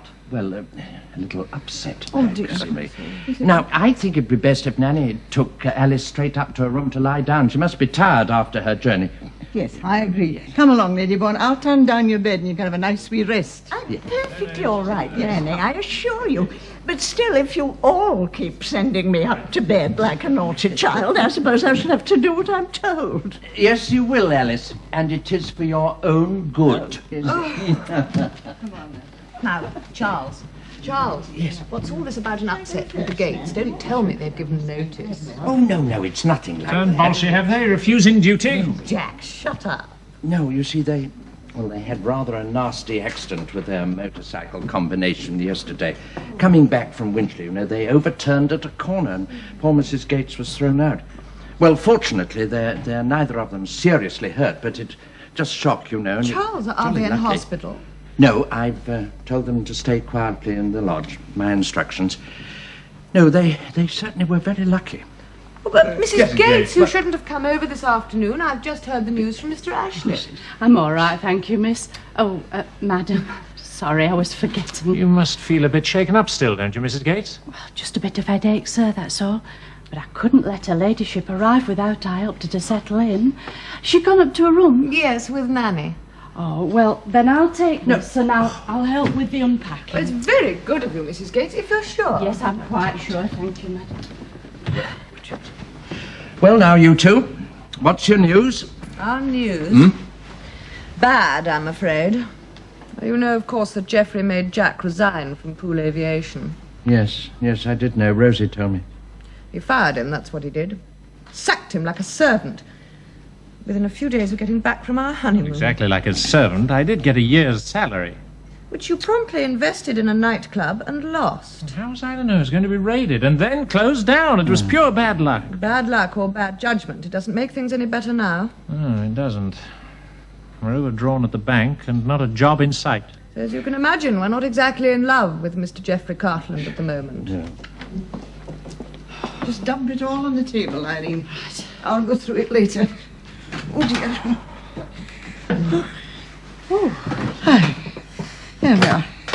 You feeling all right, Annie?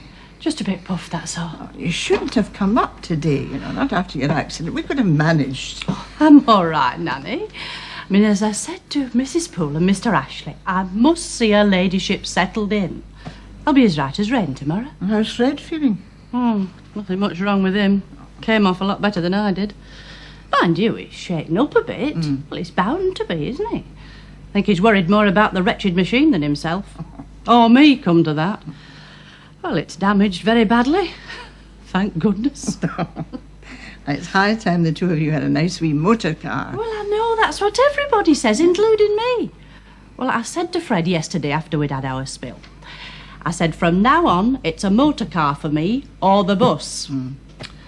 Oh, well, better get on with the vegetables for dinner. Oh, I'll come down and give you a hand. Let me see now, how many will there be tonight? That's her ladyship, Mr. Ashley, Miss Vicky, no Miss Laura, no Miss Liz. Don't forget Mr. and Mrs. Poole. That'll be 5 then, will it? That's right, 5. Oh, no, 6. Yeah, Miss Vicky came down to the lodge earlier to see how I was. And she said Mr. Peter was coming over. Oh, I see. Oh. The tea, sir. Oh, yes, thank you, Parsons. 3 cups. Who else is coming? I think Madam's expecting the gentleman who's called to see the mill house to remain for tea, sir. Oh, yes, a captain somebody. Captain Palmer, sir. I expect that, sir. The tea is there, Madam. Thank you, Parsons. Come in, Captain Palmer. I should like to introduce my stepson, Peter. Oh, how do you do? How do you do, sir? Do please sit down. Oh, thank you. You have time for a cup of tea? Well, a fairly quick one. I have to be back in London by 8:30 for dinner. You have a flat in London? No, I put up at the Turf as a rule. Or Brown's. I don't much care for London these days. That's why I'm so keen to find somewhere else in the country. Well, I have now, haven't I? If it's still going. Oh, of course it's going. Provided Peter agrees, it's his house. Oh, thank you. What? Yes, darling, but I wouldn't dream of letting it without your approval. Your father did it up for you. Well, Liz and I. Yes, well, as far as I'm concerned, I'd like to see it occupied by someone who'll take good care of it, that is. Oh, you can trust me implicitly. There won't be a scratch on the paint or a mark on the parquet flooring. And the garden will be exquisite by the time I've finished with it, I can promise you that. So you like the place? Oh, I love it. I should add, there won't be a trout left in the mill stream by the time you finally throw me out at it. I don't think we'll do that, not yet a while. But, as I said, if Peter gets married, or wants it for himself, later on. Well, unlikely as things are at the moment. Yeah. Well, I'm ready to sign the lease and move in at dawn tomorrow. That's how eager I am. Of course, having said that, you've got me over a barrel, you and your stepmother. I mean, you could charge me $1,000 a year rent if you wanted to. Oh, we could do. But we won't, will we, Rosie? No, I don't think so. But I hate talking about money. I find it very embarrassing. Yes, so do I. Let's leave it to our respective solicitors to sort out the squalid details. Well, it's been the story of my life in the last 2 months, letting my solicitor work out embarrassing financial agreements. Oh, really? My stepmother probably hasn't explained to you she's in the process of divorcing my father. I see. I am sorry. We're the best of friends all the same. Although I wouldn't still be living here having cups of tea with her. The young today are very sophisticated. Yes, well, just as well. I must be on my way, Mrs. Carton, if you'll excuse me for rushing off. Thank you for the cup of tea, and I think the house is charming. Please let us come to terms. I'm sure we can. Absolutely. Good. Oh, the next time you come up to see about the gardens and the electricity and things, why don't you come and... Ah, no, perhaps not. I was going to say, why don't you come and stay here? Well, here with you? and compromise your divorce decree? Oh, good Lord, no. Now, the King's Proctor would have you over a barrel then. No. I'll put up in a pub in Holbury or somewhere. Or inflict myself on the Bournes. Oh, yes, why not? Larkfield's only a couple of miles across the fields. I'm sure Commander Bourne will be delighted. Of course, you can stay with Arthur. Yes. Yes, I'll probably do that. Well, goodbye for the moment. Now, please, don't get up. I'll write to you as soon as I get back. And we'll get our respective solicitors starting drafting this formidable document. Yes, we will. Goodbye. Bye. Thank you.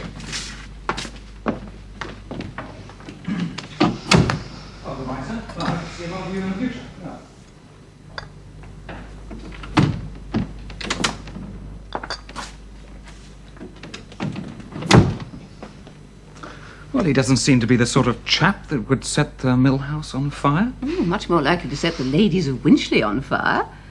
Quite a charmer. Really? Well, if I'm going to dinner at Larkfield, I better go and have my bath. Yes, the most. Oh, that's me and Laura taken in front of the Opera House. Oh, look, Laura's got white smoke coming out of her ears. Oh, Peter, it's not white smoke. That's where the light got into the camera, you know, that sort of blur. No, it's not. That's white smoke. I've seen conjurers doing it in cabaret. They take a puff from a cigarette, and then they sort of smoke comes billowing out of their ears. Oh, Peter, don't. Oh, do be quiet, you two. It's impossible to concentrate. Sorry. Oh, that's Laura in the von Heineck's garden with Frau von Heineck, me, and Manfred. You remember who I told you about? Yes, that Spanish fella. Yes. Answer that, Vicky, darling, will you? And that might be Arthur. Oh, dear, I've forgotten what card Jack left. Now, it's so noisy. Alice, you must concentrate. Oh, yes, Mother, darling, you must. Darling, it was the phone ringing. It's quite put me off. I'm afraid he's away for the weekend in Kent. Who? Oh, well, is it very important? Oh, well, I see. My grandfather's here. Would you like to speak? Hold on a moment, I'll get him. Grandpa, there's someone wants to speak to you called Dr. Baird. Baird? Isn't Bentley the new man here? That's right, Bentley. This is Dr. Baird. He's speaking from London, Hyde Park Square. Oh, dear. Well, look, you'll have to excuse me. I'll have to go. All right. Thank you. Thank you. Sure. Hello. Good evening. This is Charles Ashley speaking. I understand you want to speak to Commander Bourne. I'm afraid he isn't here, but this is his father-in-law. Could I help? Huh? Has she? Oh, dear. No. My granddaughter is back, yes. But we really have no idea how long Miss Collins... Oh, I see. Yes, I beg your pardon. Yes, of course, she must come back as soon as possible, naturally. Well, I think I'd better put a call through to Munich straight away. Yes, I'll do that, yes. And I'll keep in touch with you. Very well. Thank you very much. Charles, what's happened? It's Laura's grandmother, I'm afraid. Not dead. No, she's seriously ill. Hello. Continental trunks, please. It is urgent. Could you be quick, please? Thank you very much. Vicky, do you remember the von Heineck's number?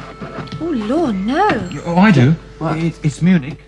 24176. 24176. Thank you, Peter. Thank you. Hello? Hello. Oh, I want to put an urgent call through to Munich in South Germany, please. Yeah. What? In German. Oh, München 24176. Ja. Privat. Von Heineck. Dankeschön. Charles, what has happened to Dame Violet? I'm afraid it's pneumonia. Apparently she had a bad fall on the steps of a house in Connaught Square yesterday. That was her doctor telephoning. She's been taken to St. Mary's Hospital and they say her condition is critical. Oh, poor Laura, she'll be so worried. Yes, poor child. Well, the von Heineck's will have to get her home as soon as they can. Most unfortunate. Well, are we going to finish the rubber? I think we'd better abandon it now. Oh, good. Get me a drink, Jack, will you? Right. Lady B? Just a little barley water, please, for I'm not going to play any more bridge. If Dame Violet dies, what will become of Laura? She'll have to come here and live with us. She's got nobody else in the world, has she? Well, she has an uncle and aunt and some cousins called Lumsden. Can they take her? Well, I suppose they could, but I don't suppose they'd want to. No. The poor child's virtually an orphan. Poor Laura. Still, if she could come here permanently, it'd be marvellous. She already thinks of Larkfield as home. Yes, I know, but she's going to hate having to leave Munich now she's having such a wonderful time. So you keep telling me. I'm sorry, Peter. I need to be such a shock for her. Ah, Dankeschön. It's ringing now.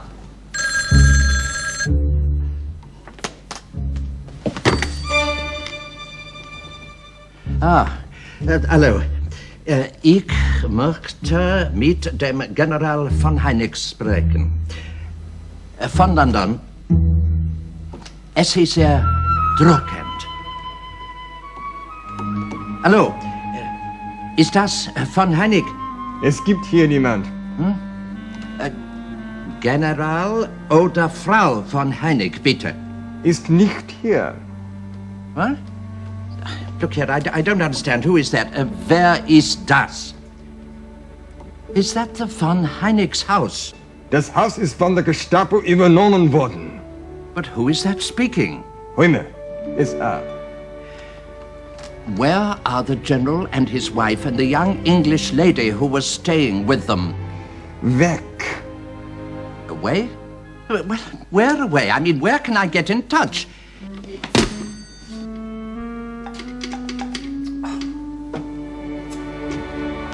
Charles, what is it? Aren't they there? Grandpa, is there trouble?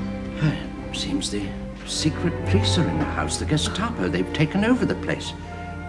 As far as I can make out, the von Heinicks and, one must presume, Laura have gone away somewhere. Been taken?